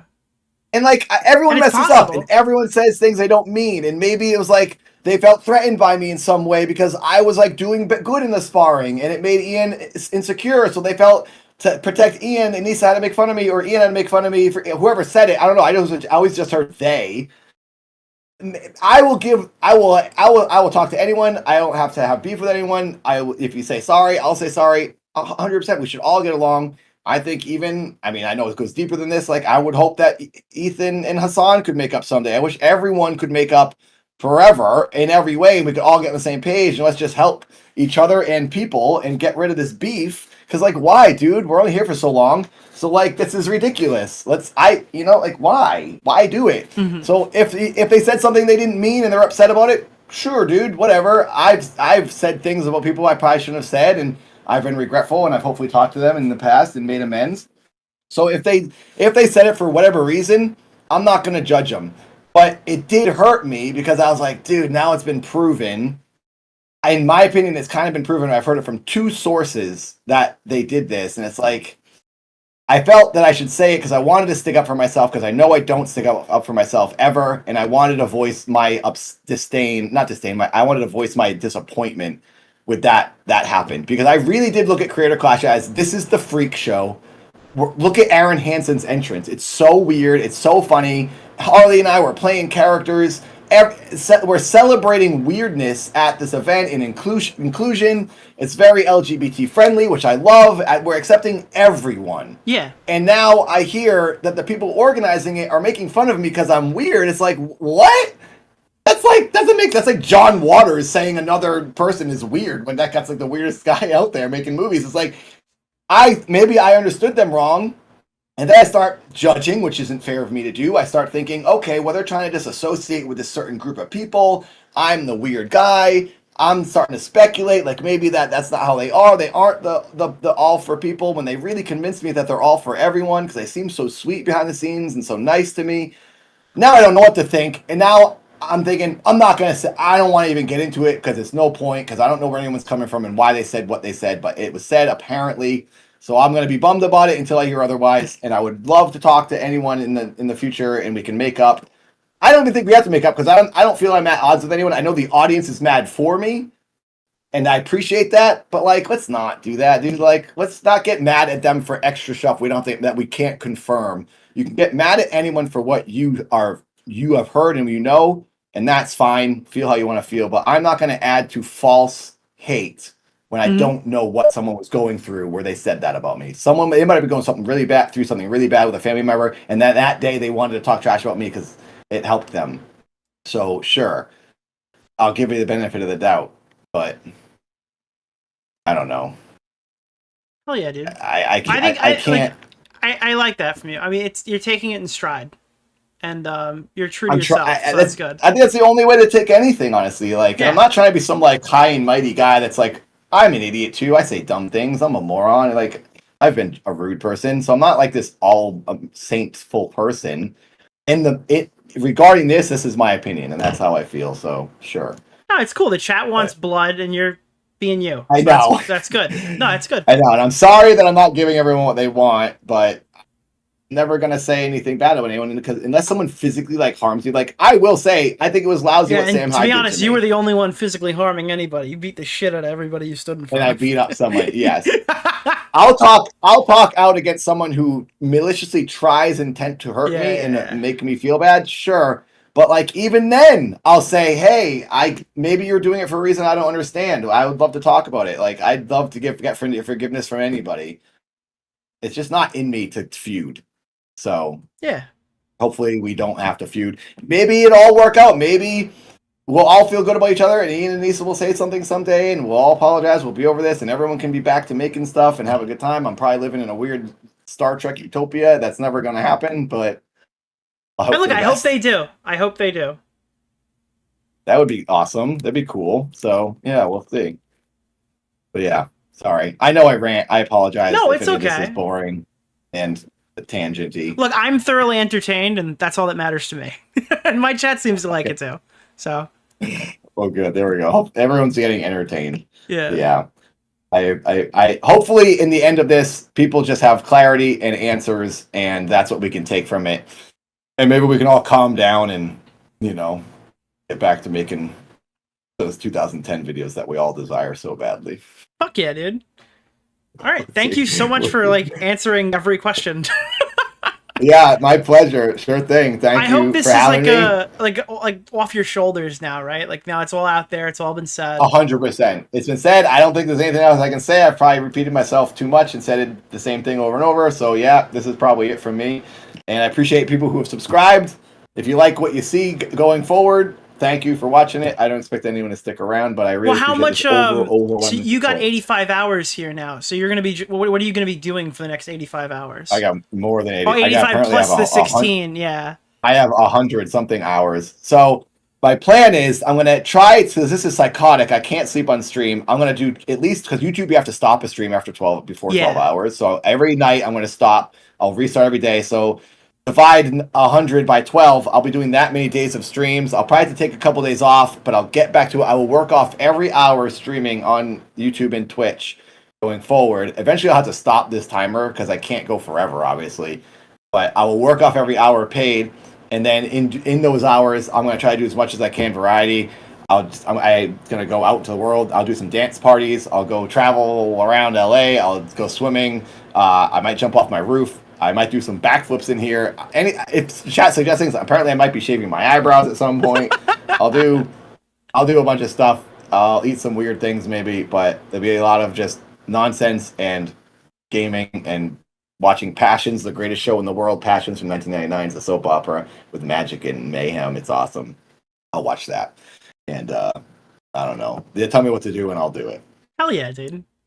It's gonna be a lot of fun. The subathon things always look like fun. I just can't do it. Because I still do the IRL job. I know, and I commend you for doing such long streams that you do while working. That's crazy, man. Thank you. Let's not talk about it too much, or people are going to start asking more questions about it. Oh, about your personal life, yeah. Well, hey, if things die off, I'm probably going to be going back to. I did apply for this garbage man job, and that's the plan going forward. If this kind of dies out, all this hype, I will have to keep making money. So I'm going to join you in the working world, and then hopefully in the side, just keep videos coming out. So nothing wrong with it. I think it keeps people grounded. They don't get lost when they're doing when they have to go somewhere else for 40 hours a week. For sure. And you can disconnect from the internet, which is like you're deep in it, and it probably gets stressful and like talking about this stuff all the time. And then sort of an energy of or you turn into people like Boogie and become like unemployable. No, I don't think that would ever happen to you. You're significantly not like Boogie, I guess. But Boogie's at a point where, like, we were watching an interview video for him, and he's like, so yeah, I'm depressed and suicidal and morbidly obese, and if you Google me, it might say that I beat my wife or that I'm a pedophile or something, and oh my God. I didn't know any of that. He did well, he's not actually, he's not actually like a pedo or something, but, like, that's just what... Oh, it's stuff people said about him? People say it, right? So he's like, when you search up my name at a job interview or something like that, this is stuff that you'll never have to worry about.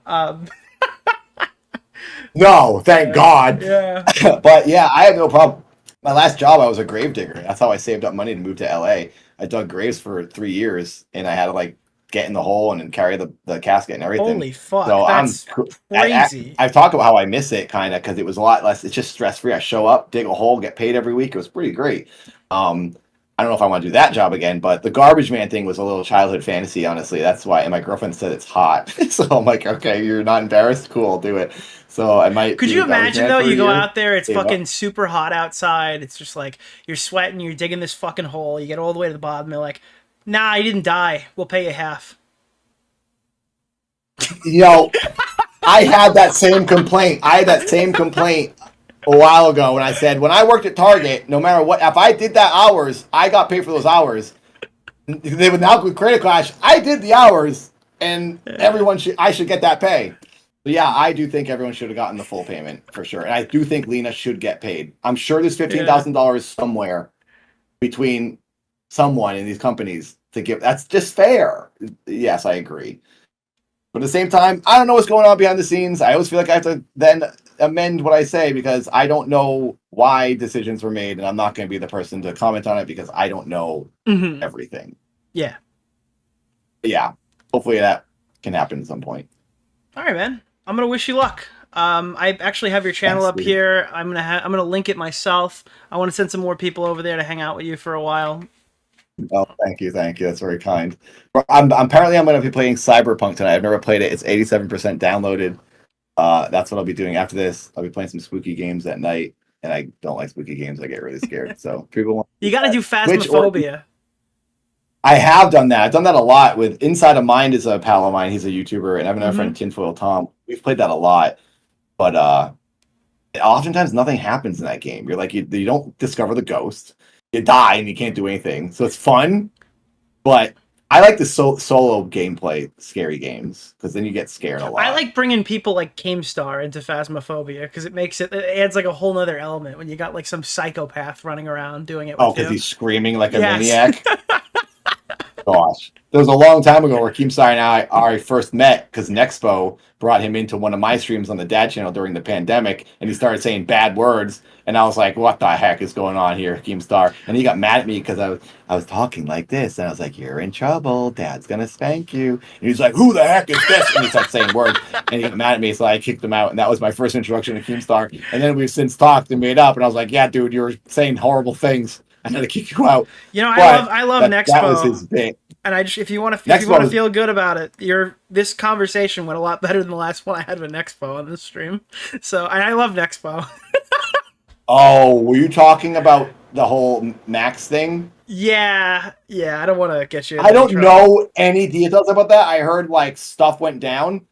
I will say Nexpo is my friend. I think he's a good dude. I don't know anything that happened. I will say Night Docs. I think he's involved in this. Night Docs was an innocent dude who never deserved being treated the way he treated. I love Nick. He's a rad dude, and I hope he can come back and make videos because he was genuinely. He texted me. He's such a good person. Night Docs. I love Night Docs. I also like Nexpo, and I think Nexpo was afraid of stuff going wrong. Yeah, and he was just trying to be not in the picture.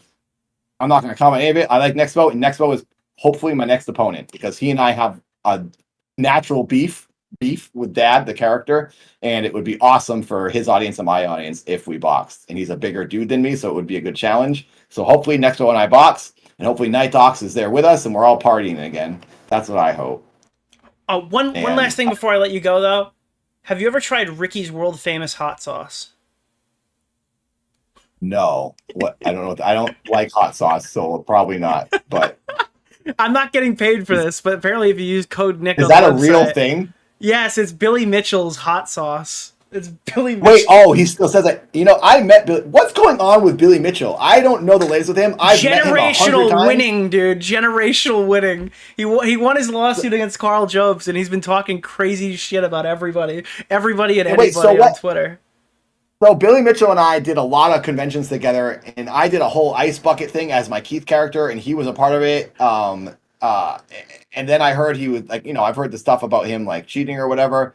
I don't know what was proven and what's happened. I don't know anything. I just know he's been in the news. That's the crazy part is everything you just said is what they thought the lawsuit was about, but it was about Carl Jobst's comments implying that he had he'd contributed to the death of a YouTuber. That was what the lawsuit was actually about. So it was a whole other thing. It had nothing to do with the original. But what you just said was everybody's reaction when they found out he won. They're like, wait, he won? Wait, it had nothing to do with Donkey Kong? Wait, it had nothing to do with cheating. It had everything to do with it was a complete fucking disaster.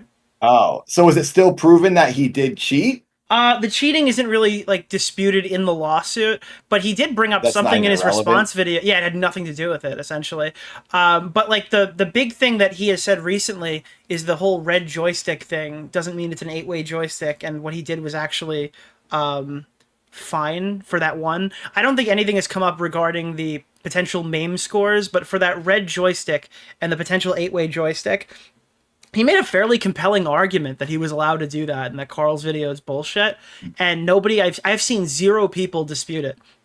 Because his argument was that these machines aren't made anymore, and if they're replaced with comparable hardware, that makes them like allowed to be used for competitive tournaments. And everybody that I've talked to says, yeah, that's 100% legit. And I never heard one person call Carl on that when that video came out.